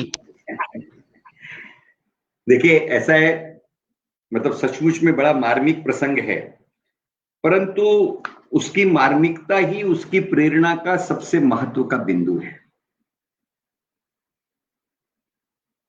पुनः सरस्वती विद्यालय में फिर लौट रहा हूं, जहां पर हमें पंक्चुएशन पढ़ाया जा रहा था, और पंक्चुएशन पढ़ाते समय इंपॉर्टेंस ऑफ पंक्चुएशन और उस जिस घटनाक्रम का आप जिक्र कर रहे हैं रवि जी, उस इंपॉर्टेंस ऑफ पंक्चुएशन के अंतर्गत वह पूरा का पूरा वाक्य मुझे आज भी स्मृति पटल पर ठीक वैसा ही अंकित है जैसा वो उस समय कहा गया था कि जिंदगी life is a sentence punctuated. Teacher ने मुझे कहा था कि लाइब्रेरी जाकर के एक वाक्य लेकर के आओ। मैं लाइब्रेरी जाकर के एक पुस्तक उठा करके एक वाक्य मैंने पिकअप किया, और वो सेंटेंस जो पिकअप किया था वो life is a sentence punctuated. इसी सेंटेंस को लेकर के पंक्चुएशन की पूरी क्लास शिक्षिका ने, हमारी वर्मा टीचर ने ली, और उन्होंने बताई कि भाई punctuation, life is a sentence, जिंदगी एक वाक्य है पंक्चुएटेड। अब कौन कौन से पंक्चुएशन है? एक, कॉमा। या जिंदगी के लाइफ के सेंटेंस को आप कॉमा से पंक्चुएट करके छोड़ देंगे, क्या होगा? It is half hearted. दूसरा punctuation full stop. Oscar Wilde ने कहा fools stop at full stop. तीसरा क्वेश्चन मार्क, अनुत्तरित। चौथा सेमीकोलन, कॉमा का बड़ा भाई। पांचवा एक्सक्लेमेशन मार्क, हास्यास्पद। What is the use of all these punctuations? Life is a sentence punctuated. जीवन एक वाक्य, उसे punctuate करिए. But what is the use in punctuating it by comma? What is the use of it punctuating by a full stop? What is the use of punctuating it by a question mark? What is the use of punctuating it in terms of a semicolon? What is the use of punctuating it even for that matter by an exclamation mark? Let life be punctuated and lived in such a way that in spite of all these punctuations, instead of being in a comma or a full stop, it is put into inverted comma. जिंदगी न तो comma के लिए है, न full stop के लिए है, न क्वेश्चन मार्क के लिए है, न एक्सक्लेमेशन मार्क के लिए है। जिंदगी तो इस तरीके से जीने के लिए है कि लोग उसे कॉमा और फुल स्टॉप की जगह इन्वर्टेड कॉमा के अंतर्गत खड़ा कर दें। यही फलसफा है, यही आगाज है, यही अंजाम है। और इसी स्वरूप के अंतर्गत मैं कहता हूं कि जो मैंने मेरे ऋणानुबंध की बात की, जिंदगी के इस फलसफे के अंतर्गत ये सारे पंक्चुएशन जो आज अगर इन्वर्टेड कॉमा के अंतर्गत कहीं दिखते हैं, तो फिर मेरे उन दो ऋणानुबंधों के साथ हैं जिन्हें इन शब्दों के साथ मैं अभिवादन करना चाहता हूं, मेरे आदरणीय माता जी को और आदरणीय डॉक्टर नीलम जी को, कि आगाज तो होता है, अंजाम नहीं होता। आगाज तो हो जाता, अंजाम नहीं होता, अगर मेरी कहानी में तेरा नाम नहीं होता। मेरी माँ का नाम अगर मेरी कहानी में ना होता, पिता की प्रेरणा ना होती और नीलम जी का साथ अगर ना होता, तो शायद ये जिंदगी भी आधी, अधूरी, बिखरी सी, कहीं किसी कोने की गर्द बन करके रह जाती। पर अगर ये जिंदगी न गर्द है न सर्द है, तो आप मान करके चलिए ये उसी प्रेरणा की थाती है, ये उसी औदार्य की धरोहर है, ये उसी के प्रति ऋणानुबंधित है और ये उसी ऋण के अंतर्गत रहना चाहती है।